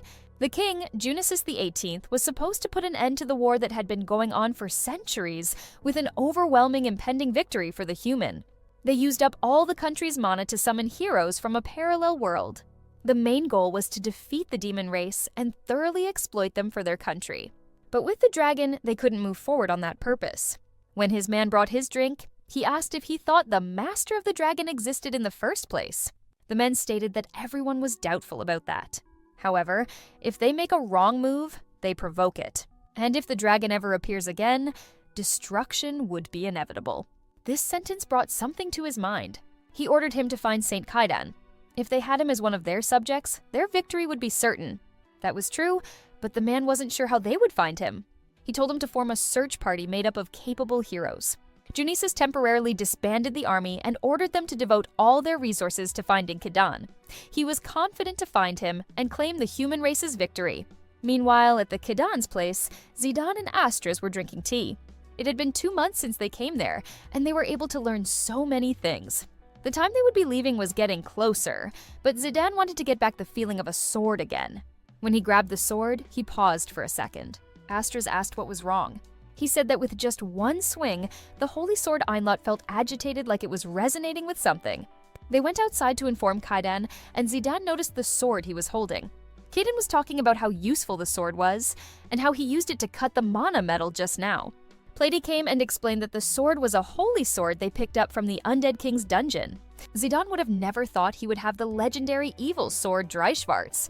Apparently he was planning to give it back to the lifeless king, but the sword wouldn't leave him. Plady mentioned the time he defeated the Undead King to protect her. He tried to explain that they had no other choice back then, and he didn't even know the power gifted to him by the gods. According to the legend Zidane knew, a saint's power could even surpass that of a hero's, which was the same thing the Undead King said to Kaidan. Zidane asked if he was one of the heroes summoned by the human king from a parallel world. He approved him and explained that even though he had been summoned there, he had no useful battle skills, which is why he was dismissed from the war and started his life in that land, far away from the human race. Astris felt sorry for him, but he showed them what he could do with the soil and explained that his skill was pretty useful for a peaceful lifestyle. It was indeed wonderful, but still didn't fit for the battles. However, Zidane was still having a hard time understanding how he was superior even to the Undead King. He explained that his skill gave him the ability to bring out the maximum potential of anything he touched, but that didn't mean he was strong himself. Zidane disagreed with him. There wasn't a single being in that world who could withstand his power. He asked if it was possible for him to prove his superiority over the human race and return to their kingdom, but Kaidan didn't plan on doing that. Even though it sounded rude, he stated that he was not affiliated with anyone, and it was because he didn't belong to anyone. This is also how he was able to marry Plady. Zidane stated that if he hadn't been there, things would have gotten more serious between humans and demons, since mermaids would get involved in their strife as well. Zidane certainly believed that his existence was of great significance to that world, and hoped for everything to go well. It was now about time for Zidane and Astris to go back to their country. His plan was to return and mow down those who were imprudent, as well as regaining the sympathy of the entire nation once more. Kaidan hyped him up while Vale was complaining as always. She asked why the girls weren't going home. Belina explained that as long as she was there, the Demon King could come to that place whenever he wished. She would make sure to carry out the role of connecting the Demon King to that land at all costs, and Bedami wanted to continue making clothes there. Additionally, as a gift, she gave Aster's a dress that the Demon King would fall in love with. She seemed to love the dress and thanked Bedemi for her efforts. They got ready to leave, and everyone wished good luck to them. While they were going, Zidane mentioned that he always thought he would never be able to resolve the war between the demon and human races peacefully. However, Kaidan's existence made him realize that what he gave up on wasn't a mere dream. He asked Astrid if she would lend him her power for that dream of his, and she was happy to help him. In the next scene, Kaidan finished making bread. Everyone seemed to love the taste of it. He mentioned that it was one of the staple foods back in his world. They could also use wheat flour to make stuff other than bread. That was another addition to his repertoire. He then told the girls that there was a crop he had been thinking of producing next. He was planning to make the real staple food of his world, so he wanted to produce rice. However, Plotty seemed to have something to say. She said that the orc team was in charge of construction, while the goblin team handled the fieldwork. Bedemi was their tailor, and Belena controlled the waypoints. Vale was claiming that she was protecting the land, and Plotty was the only one who was in charge of medicine and fermenting, preparing and processing the field's manure, producing miso and soy sauce at the brewery, and last but not least, she was managing the fridge and the crop warehouse. She can't possibly handle all that workload by herself. Kaidan felt incredibly guilty and threw himself at her to apologize. There were so many things he wanted to do, and he totally forgot about the workload she already had. While they were talking, Plotty's brother came and asked what was the meaning of all that commotion. Kaidan apologized to him for being a failure as a husband, which he wasn't expecting at all. Plady asked why he was there. He said that after negotiating with the saint the other day, they agreed to sell the pickled radishes being produced here with him, so he came to buy them. Plady scolded him for ordering in bulk lately. It was also their neighbor's lifeless king's favorite. Plady was thinking about how her field had a terrible lack of people when an idea appeared in her mind. She told her brother that the people who would balance out her workload were the merfolk who specialize in pharmaceutical magic, and asked him to bring several people from the mermaid kingdom. Otherwise, she would decrease the production rate of the pickled radishes. She asked for Kaidan's opinion before the prince could say anything. Kaidan was okay with it if the prince was okay too. Plotty tried to convince her brother because she wanted to feed rice to her dear husband. The prince asked Kaidan if he was aware of what the shore meant to them merfolk. Kaidan thought they hated it at first, but Plotty eventually came to appreciate it. The prince explained that Plotty was a weirdo. Any normal mermaid would perceive the shore as a hellish place. Merfolk couldn't survive on shore in the first place. In other words, Plotty, who decided to settle there of her own free will, was a tremendously rare case. It was also thanks to her new medicine that he could traverse between land and water freely, but before then, it was but a crude concoction. There were restrictions to turning into a land dweller. Side effects included losing your voice, turning into bubbles, and vanishing. Vale didn't understand why there were so many downfalls of that, so she told him to stay in the water, but that was not possible. The concoction served as an important resource used for things like diplomacy. Regardless of whether a perfect medicine was made or not, most merfolk wouldn't come on land. Also, ever since the completion of that new medicine, a new system had been implemented in their kingdom, which was the banishment of criminals. Aside from the death penalty as a form of severe punishment, it had been decided that banishment to the surface would be another alternative. Without the vaccine to reverse the medicine's effects, they had no choice but to spend the rest of their lives in a vast and unknown land. They all seemed horrified by the things he had just said. Plady didn't care about what he said and told him to do something about it as the Mermaid Kingdom's prince. The prince thought about it for a moment and said that when it comes to Plotty's helpers, they must be at a certain level of potion brewing. However, even if they used the royal palace's human affairs team, dispatching them to the surface for a long period of time would be difficult. Plotty had an idea. She suggested bringing those banished criminals there instead. That was not what they were expecting. He scolded her for saying something so careless. But Kaidan didn't mind that either, but he wouldn't want to expose Plotty to danger. Vale got angry again and said that she would just burn anyone who came there. And the prince liked the idea of that. It was actually a good idea since under those circumstances, even the criminals would have no other choice but to give in. She told her brother to bring 3 criminals if he wanted to eat his pickled radishes. She didn't care if they were criminals or not, as long as they were capable. In fact, criminals would be better since she wanted to slave them to death. After a while, the princess brought 3 girls with no panties. Vale thought since they were all criminals, it was fine. Bedemi expected that to happen, so she brought them something to wear. The prince introduced the girls one by one. The first one was Puffer, the one at the center was Lampai, and the last one was Rufa. Even though they were all girls, he warned Kadan to not let his guard down. Keaton thanked them for coming there and introduced himself. The girls were a little reluctant. Platy came and told them to prepare themselves. The girls were shocked to see her. The prince informed the 3 girls that they would serve their sentence by working under his sister, Princess Platy. Lampai was happy to see her, so she tried to hug her, but she failed. She was so happy to serve her one more time in her life. While she was crying, Platy told her to keep it quiet. Vale wasn't sure if she was really a criminal. The prince said that they were famous criminals in their country. Puffer complained about Lampai being a suckerfish to the royal family, but Rufa could say the same thing about her. Puffer tried to defend herself by saying that Rufa only followed them because she liked Prince Iravana. Lampai promised to be by the Royal Highness's side until her last breath. Platy wondered where this idea came from in her mind. Meanwhile, Kitten asked the prince what those ladies' crimes were. In their kingdom, 6 ferocious witches specializing in pharmaceutics called the Great Mad Witches exist, and today, he brought the 3 of them with him. Puffer was focusing on globally circulating the mana flow under the seas. She aims to develop a way to artificially control that. Keaton couldn't understand what was wrong with that. He explained that if she could control mana, she would engulf the entire world in ice, and with that, she planned for the ruin of both the human and the demon races. Rufa was entrusted to the highest authority in the Merfolk Medical Association for pharmaceutical magic, but she spouted peculiar theories. She was complaining about how no one understood her work. Within illnesses lie microscopic beings that were behind their cause, she said. She said that the human body could remember foreign pathogens that enter the system and build resistance against them. Then, antibodies could be produced by drawing blood from those who had recovered from the disease and injecting into the body of another affected person. Iravana couldn't believe she still dared think of treating a weakened patient like that, even though one can die from being injected with someone else's blood into their veins. However, an otherworlder like him would understand everything she said. He then asked about Lampai's crime.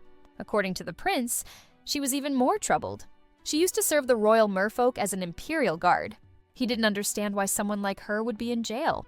The prince explained that the riot during Platy's wedding was the cause. The merfolk, who were compelled to politically marry into either the human or demon race, had their public opinions split into 2 at that time, not knowing whom to side. But there appeared a merman noble who spoke to his father and objected to Platy's marriage from a neutral standpoint. It was hard to overlook the risks of a failed marriage if you stall for time. He was sure the other party would eventually back down. However, he also had quite a loose tongue.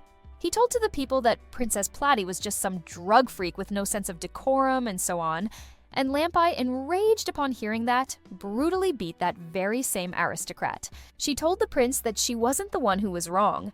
It was actually that aristocrat who insulted Platy. The prince apologized that they were like that. Keaton asked if Platy was happy that he was worried about her. The prince mentioned that there was something else he didn't tell him about Platy. The truth was she was also one of the great mad witches. Keaton was taken aback and wanted to know what did she do. The prince explained that compared to the other witches, Platy had been behind far more dangerous drug inventions and scandals by a long shot. Since she was from the royal family, she didn't get punished for her actions. She even called the crowned witch. Because of her reputation, his brother was counting on Platy. There was no one else but her who could command those witches. The girls were happy to serve her, but they wondered where exactly that place was. They could understand that the man named Kidan was the owner. In that case, they thought the place was under the human race, but their tailor was a demon, and there were even goblins and orcs. Vale interrupted, saying that none of that should matter to them, and they should just work their hardest to produce good food while they were there. The girls commented that she was a remarkably arrogant individual. Hearing that, Vale transformed into her real form and scared the hell out of them. While they were trying to figure out how a dragon was there, Rufa fainted. Keaton told her to behave or else he wouldn't give her any food. She immediately came back to her real form, and Kadan suggested throwing a pizza party to welcome their 3 new friends. The girls were confused if he was a cook or a dragon owner. Platy came and stated that he was her husband, and now it was Lampai's turn to faint. Suddenly, the lifeless king appeared and thanked him for the invitation. Seeing the world's 2 greatest calamities being there, it was now Puffer's turn to faint. After a while, 3 of them woke up trying to figure out where they were. The house they were in was so big, and there was a fragrant scent in the air. While they were recalling the things they remember, Belena came and introduced herself. She then informed me that Saint Cadan called for them. Hearing Cadan's name made Lampi remember the last things that happened, and she immediately ran to Platy to cry about her marriage with a demon. Platy told her that there wasn't any hell, and that her husband was a human. This made her even more disappointed and mad. The other girls were confused that the owner of that land that was in the demon race's territory was actually human. Belena explained that this wasn't under the demon race's sphere of influence, and it was hard to explain what that place exactly was. Rufa claimed that the place was probably a complete solitary zone. Platy approved her and said that Saint Cadan's reclaimed land. However, that was impossible for the girls. Lampi wondered what would happen if there was a dispute between the human or demon races. Vale stated that they could just burn them. She remembered that she was the Grinzel Dragon Vale, and was sure that the lifeless king was also there, which he was. Belena knew that it was scary to see them together, as she reacted the same, but the two of them protect them in that place. Vale told them that all they would do was work to serve her meals. Puffer wasn't feeling good about being a cook, while Lampi was tearing up again to see Platy doing slave work. She ignored them and decided to show them around before they ate. Firstly, she showed them the place they would be working from now on. They were shocked by the strange odor that wasn't really unpleasant. Platy explained that that was where she processed food and prepared condiments. Since the girls were foreign about everything, she had them try a soy sauce. When they tasted it, they were astonished by the taste of it. Lampi praised Platy for being amazing, but the idea wasn't her, to be more precise. When she explained the details of it, Rufa was impressed by everything, since her research was also in the same field. She tried to drink it all by one sip, but Platy stopped her, saying that she would die. Puffer and Lampi wondered who that saint guy was, since he didn't seem to be just anybody. Platy explained that he was summoned from another world as a hero to help humans defeat the demon race. That seemed cruel to the girls. She continued to explain that when the king called them as he pleased, they noticed that he had no skill that could be useful for the battle, so he was driven out. Vale interrupted them, saying that she was starving to death. When they got back home, the pizza was done cooking. Cadan cut them into slices, while apologizing for keeping them waiting. The girls tasted the pizza, and they were amazed. When Cadan asked them their opinions about the food, they stated that they were astonished. Cadan then served the pickled radishes the prince loved. Platy mentioned that she would be able to make more pickled radishes now, so he could buy as much as he wanted. The prince said he would be coming there once a week, which excited Puffer. While Platy was happily eating her meal, Lampi was watching her wonder how she was charmed by Cadan, but she seemed very ecstatic. At night, the girls were talking about the food and Cadan. The comfort they were getting right now felt unreal, so they thought that place could be a heaven. The next day, Puffer was done doing her job. Rufa asked if she could help her if she finished her work. Her work was to pickle the dried radish and add it to the barley miso. The contents of that barley miso rely on a microbe called mold. Hearing that grossed her out a little. However, that was how they could make pickled radishes, which were the prince's favorites. While they were working, she asked where Lampi went, and Rufa said that she went out with the orcs to hunt. Lampi was having a good time hunting the boars one by one. At night, Cadan and Platy were talking about how it was beneficial for them to have the three of them. Not only did they support Platy in her work, they also lent Orkubo and Gobukichi a hand, and they were able to finish making a paddy field quickly. They already had the seedlings with them, so all that was left to plant them. Before he fell asleep, he mumbled that cultivating rice was something special to him. The next day, they started to plant the rice. The girls, especially Puffer, aren't pleased by today's job. She tried to come up with the excuse of clothes being dirty, but Belena explained that those clothes were made for that job. Rufa mentioned that rice was a suitable ingredient for fermentation, and they could even make wine from it. She mentioned that she was sure Prince Arowana would be pleased with it. So Puffer was now looking forward to planting the rice. She told Platy that she wouldn't let her covered in mud, but Platy said they were all doing it, including Vale. Platy then asked Cadan to show them the basics. He explained the steps one by one, and they got started. It was indeed harder than they imagined. Baitme fell into the mud, and Cadan helped her. She mentioned that she hadn't slept since she made those clothes. Vale was making fun of them for being weak. Even though she looked like a little girl, her strength was the same as it was. Platy was also in a good mood, since having strong legs as a mermaid was a plus. Vale asked if she would like to bet on who plants faster, and they started their little planting race. With their enthusiasm, they were already finished making one row. Platy ran out of seeds and requested some. Lampai brought her some, and Vale bumped her intentionally to sabotage the race. Lampai was surprised that Vale was that strong, even though she was in that form, but the princess's legs were certainly not normal. That must be the reason why she could do such hard labor, Lampai thought. But Platy said that it may be a factor, but it wasn't like she was doing it to train her body. Vale mentioned that it was all for the sake of eating good food and nothing else. Platy agreed with her. They then got back to work, and planting the rice was done in a day, thanks to everyone's help. With Platy's fish fertilizer and magic, the rice grew within a month, and Kadan cooked the first rice in the world. Vale eagerly wanted to try some, but Platy said that Kadan should be the first one who tried it. Belena and Baitme mentioned that Platy gave it her all just so it would grow faster. The use of fertilizer and maintenance of the field also played a part in that, but she also made the necessary preparations and appealed to them all to cooperate when planting. Kadan was impressed and felt grateful for everyone. Platy told him to try it already, and when he did, Kadan teared up a little, saying that it was tasty. Vale was shocked that the taste of the rice made him tear up. He told her that he would be preparing the side dish, so she should wait. Platy asked Kadan why rice was so special to him, and she explained that it was because he wanted to express his gratitude to the person who gave him that ability. He then thanked Platy for helping him out while thinking about Hephaestus. In the next scene, they were at the mountain and were saved by the lifeless king. Dealing with a large number would have been hectic for them. Lampai felt like she was going to lose her position as Imperial Guard. Platy asked if the dungeon changed, but it was the same monster as before. Vale explained that there was nothing to worry about, as the place they were at right now was untouched. It would be inconvenient if they lost all the monsters they had been eating up until now.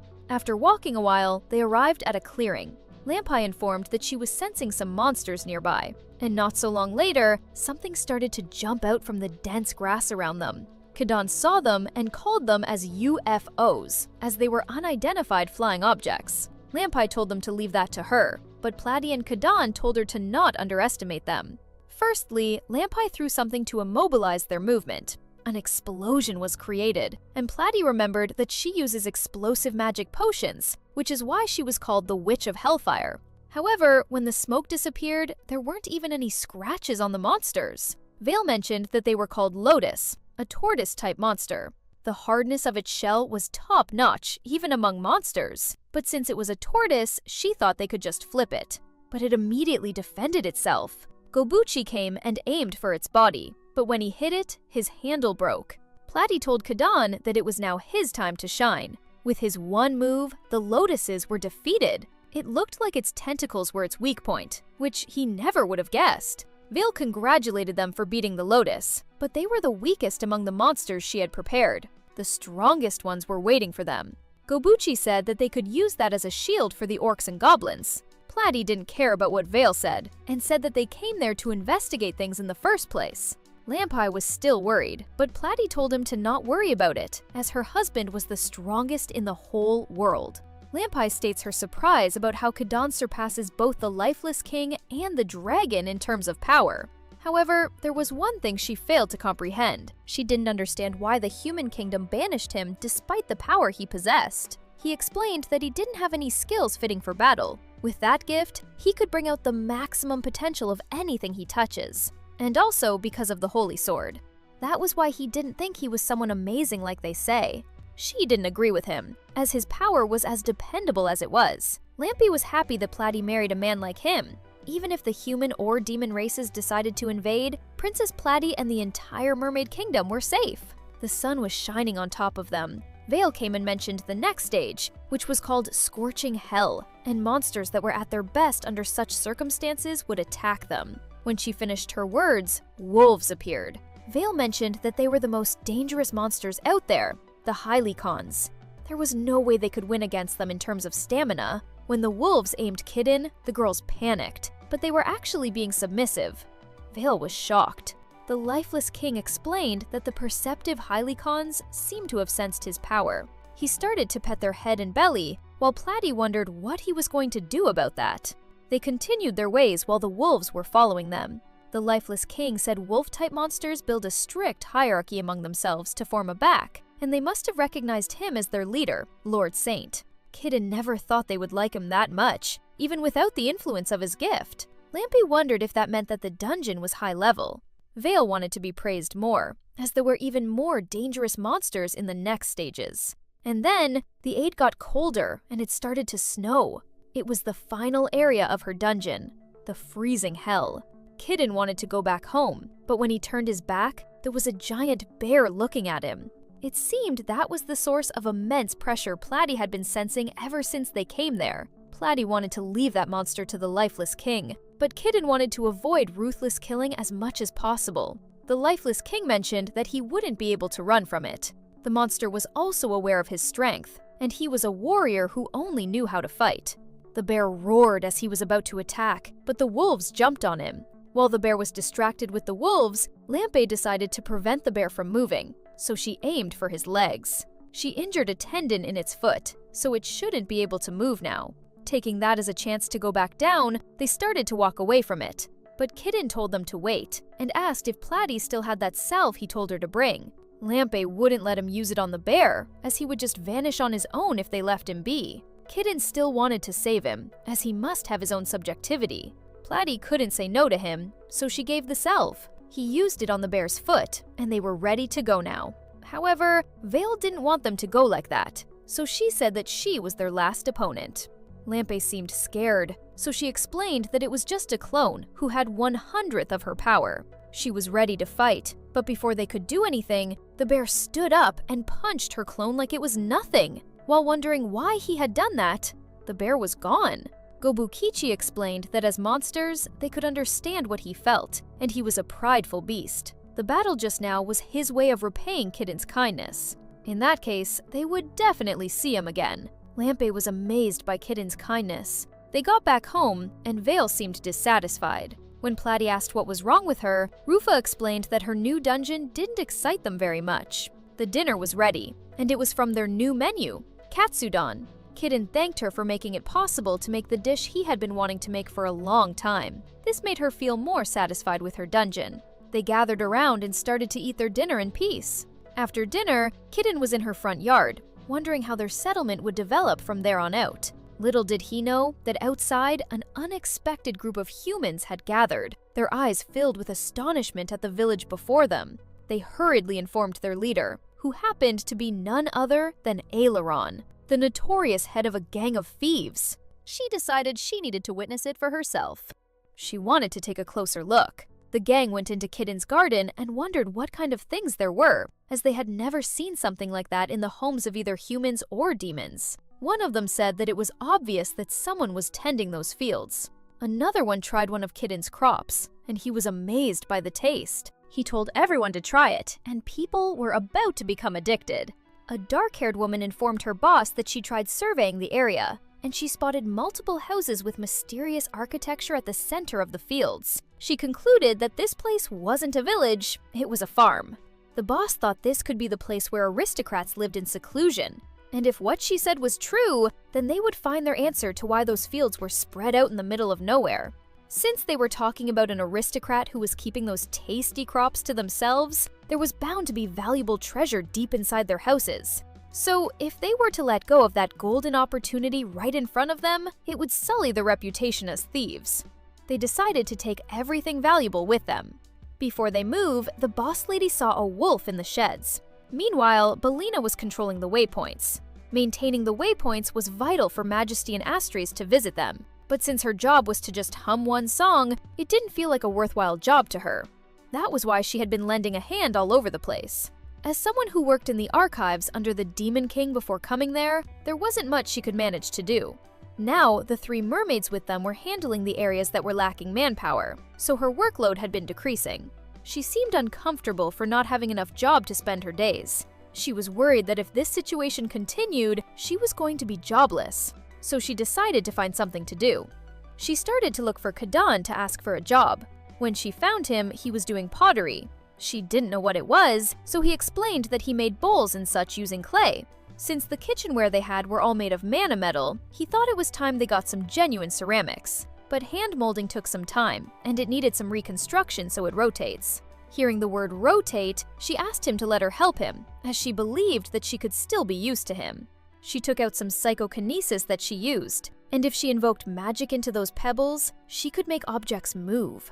Kadon was surprised, so she tried to invoke magic into one and bury it near the edge of the base. Kadon was amazed that it really moved. Although she successfully used the pebbles, it was hard to control, so she lost control after a while, and the clay went straight on Kadon's face. Kadon praised Bellina's hardworking character, but she just wanted to work harder, since she didn't see herself as good as Bait Me or the others. This surprised Kadon, as he always thought she was plenty of help. He mentioned that it was thanks to her that the wheel was rotating on its own now. He suggested trying pottery together since she was already there. Bellina got super excited and accepted his suggestion. After many tries, she was furious that she couldn't manage to do it. Kadon tried to calm her down by saying no one was good at it the first time.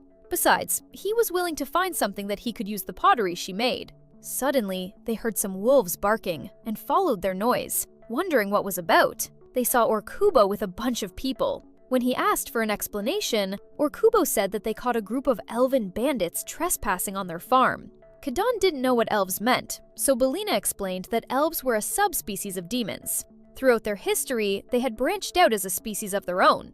Kadon thought they were Bellina's allies, but she said that elves were a race that refrains from interacting with either humans or demons, and dwells deep within the forests. She had heard there were numerous groups of elven bandits. They had been stealing left and right without disregard for one's race, garnering them infamy among the humans and demons.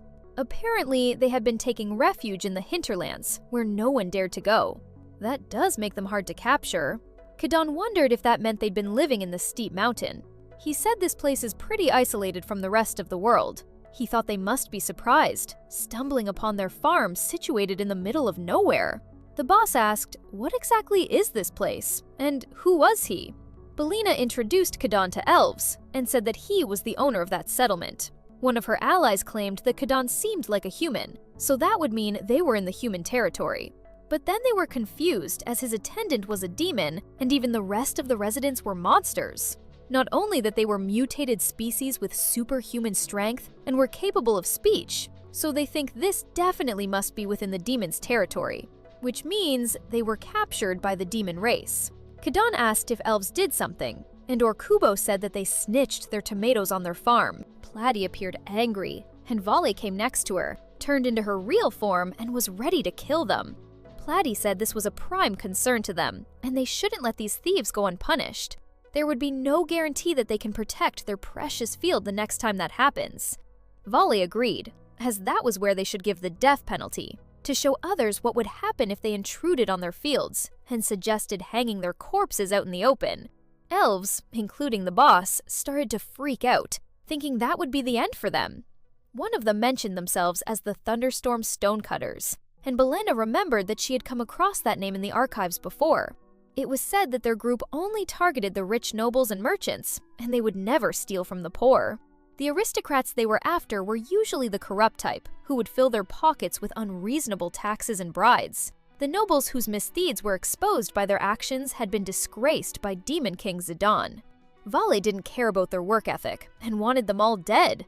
Kadon thought about it for a moment and decided that Platy was right, and that is why he was going to impose a sentence on that theft case. However, his punishment was just making the elves work for them for a while. Knowing there would be even less work if he did that, Bellina was taken aback. She warned him that even though they were chivalrous bandits, he must not look down on them, as that didn't change the fact that they were criminals wanted in 2 kingdoms. Platy interrupted and said that their farm already was full of criminals, and Vale was a calamity that could destroy the world, so they didn't think there would be any problem. The bandits examined their current situation, and it seemed like they were in a dead end. Bellina suggested Kadon hand them over to the demons, and he wondered what would happen if he did that. She explained that it would depend, but the Demon King of the generation was a man who dislikes unnecessary killing, so she didn't think they would receive the death penalty. She also mentioned that even though they punished them by themselves, they would still have to be obligated to turn them in. Kadon understood the situation, but he didn't want the king to have so much trouble since he was busy with the war against the human race. Platy suggested letting them work there until things settled down for the king, and it sounded like a good idea to Kadon. Their punishment was settled, and Kadon left the supervision of the elves to Vale, and she would get a treat from him in return. The elves were hesitant from Vale and accepted their fate. Kadon then offered them some tea as if they were their guests. They sat down at the table, and Kadan wanted to know what each of them was good at before they started to work there. Platy asked them if they were good at farm work, like plucking weeds and harvesting crops. The boss told them to not underestimate them, and Platy thought it was a good thing, but she said that forest dwellers can't work in the fields. Belena explained that elves don't have any kind of farming culture. By nature, they were a race that gathered fruits or herbs for their sustenance.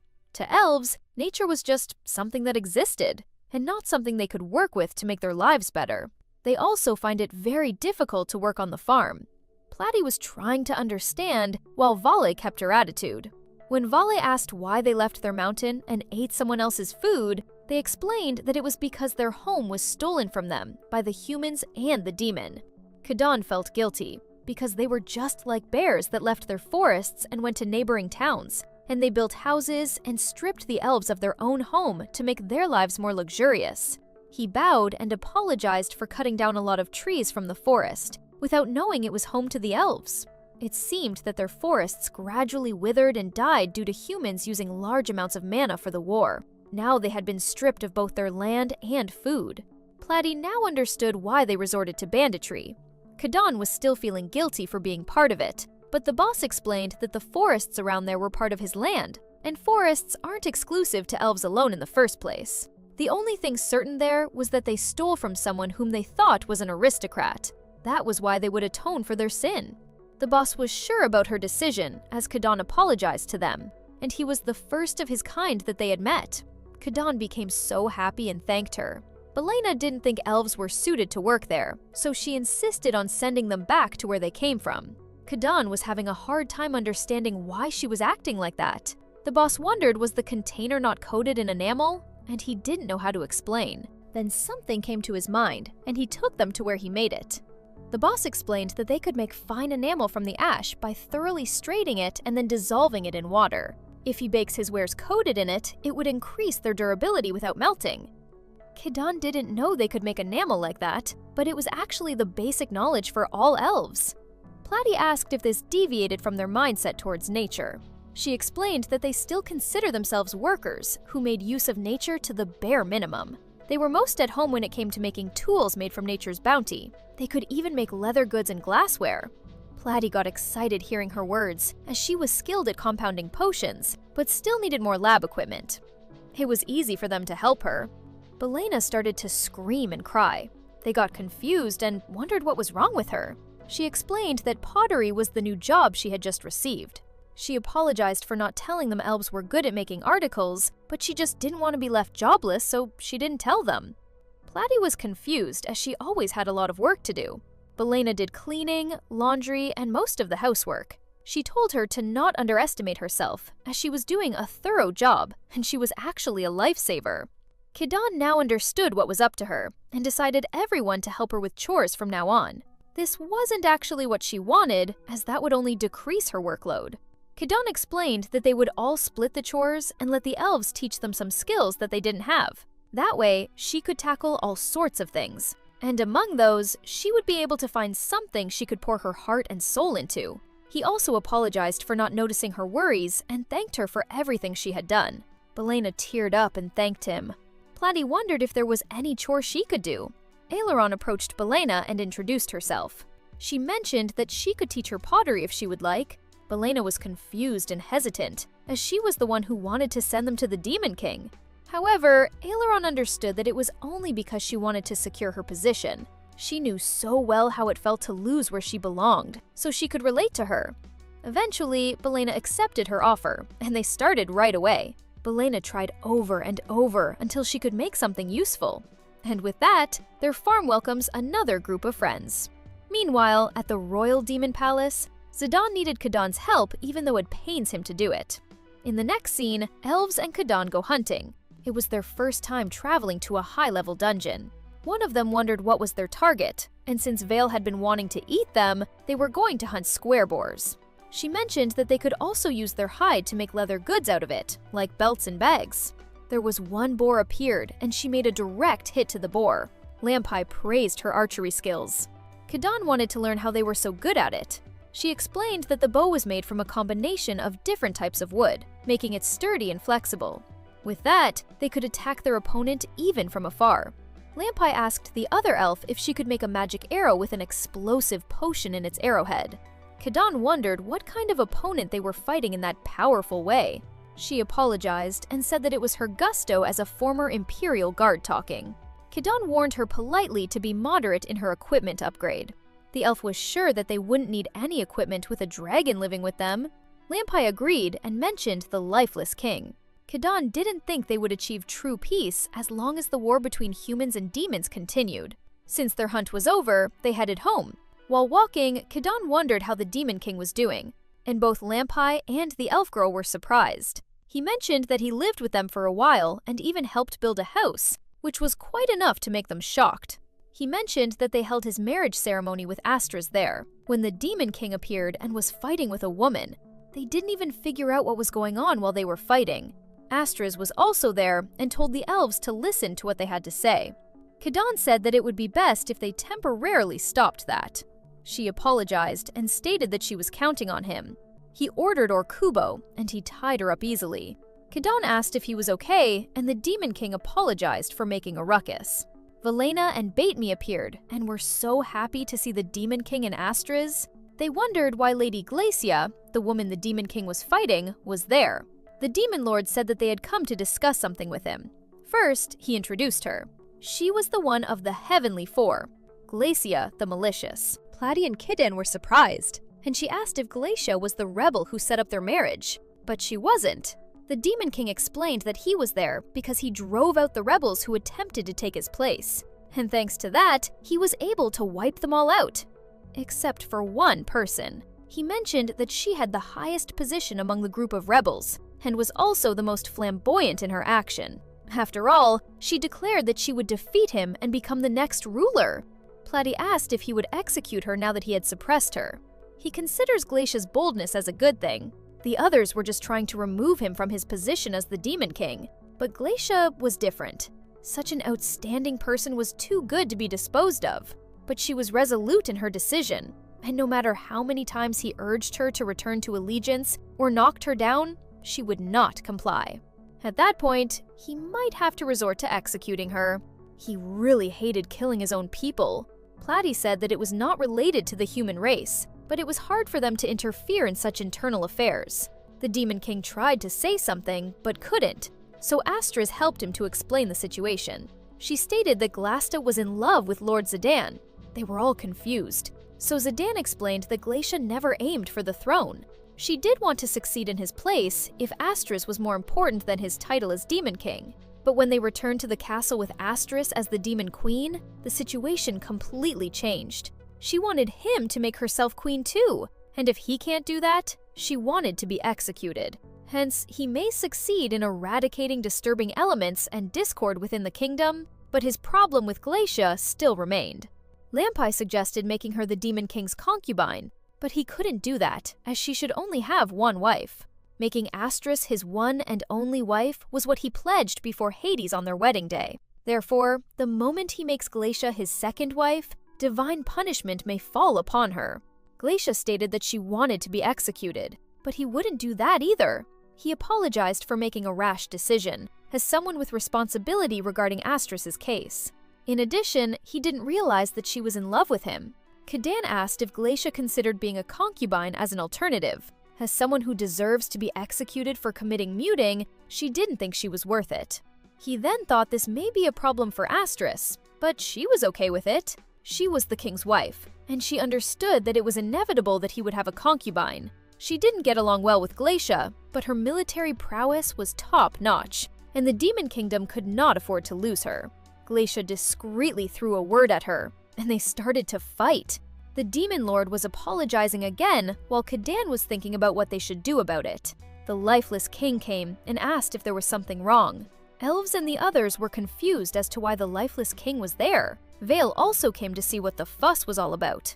Glacia ripped off the ropes guarded the Demon King and told him and Astras to leave while she took care of the lifeless king. Seeing her protecting the Demon King surprised everyone.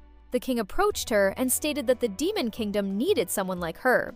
She couldn't understand how he could act composed at a time like that. So Belena and Baitme explained that the lifeless king was a neighbor of them, and there was nothing to worry about. While she was trying to understand the situation, the lifeless king wanted to ask a few questions. After talking for a while, the lifeless king said that because of how powerful the vows made in front of the god, the demon king couldn't accept a concubine. After all, Hades had Demeter Saphine, the Mother Earth goddess, as his only wife. Thus, he was a god who didn't approve of adultery. Kadan didn't know gods had devoted wives. The fact that he refers to himself as the Mother Earth goddess husband and not as the god of the underworld says a lot. The earth, the seas, and the sky. Each god had their own way of asserting control over their respective realm. But for Hades, his relationship with his beloved wife, who was also Mother Earth, was important. This may be the reason why cheating on her was out of the question. Therefore, he compelled those who received his blessings to love only one wife, just like he did. That sounded pretty understandable to Kadan. The lifeless king said that the demon king was the ruler of the demon kingdom, which fights the human race. So this is why he must unite small groups, each with their own way of thinking, and lead them as one large group. Sometimes he just has to marry multiple women who have special connections to accomplish that. The Demon King stated that he thought he was fully aware of his responsibilities as a king, but it seemed that he let his feelings for Astras get the better of him and made a careless decision. Not to mention, he was completely oblivious to Glacier's adoration for him. Glacier was still insisting on getting executed while he was refusing her. Kadan asked what they should do about that. The lifeless king said that there was only one thing they should do, and summoned Hades again. After hearing the situation, Hades said that the more he harked, the more blasphemous it sounded. It hadn't even been a year since they got married, but they were already violating his own terms. Kadan got scared, as Hades was really angry. Glacier begged Hades to listen and explained that this whole situation was caused by her own selfishness, and Lord Zidane rejected her feeling. If it was divine punishment, she must be the one who received it. She also wants Hades to take her with him if she can't marry Zidane. Astras interrupted and stated that Glacier was an asset to demons in the war between humans and demons, which was why that concubinage was a matter of life and death for their demon race. Hades was stuttering and sweating. Suddenly, a woman came. The lifeless king summoned Hades' wife. Hades' wife stated that even though she appreciates how her husband loves her, his earnestness and inflexibility were some of his flaws. She wondered if Hades was trying to exert dominance because of Zeus and Poseidon. They were fighting like a newly married couple, while Kadan was thinking how cute they were. The Mother of Earth goddess understood thy thoughts, but she was also Hades' wife, and she could not ignore his wishes. She didn't want to set a lacking valor of example to the rest of the three either. A god's blessing was a kind of promise between a mortal and a god. If it were easily broken, any contract's value would be worthless. In order to break a contract whilst preserving its value required a special and equal measure. Suddenly, it seemed like there was something wrong. The Mother of Earth pointed at Kadan and asked if he was one of Zeus's children. She sensed that he was someone from beyond their realm. She also guessed that he received something special from Hephaestus. This made her happy. She smiled and said that if things worked out, she might be able to grant an exception.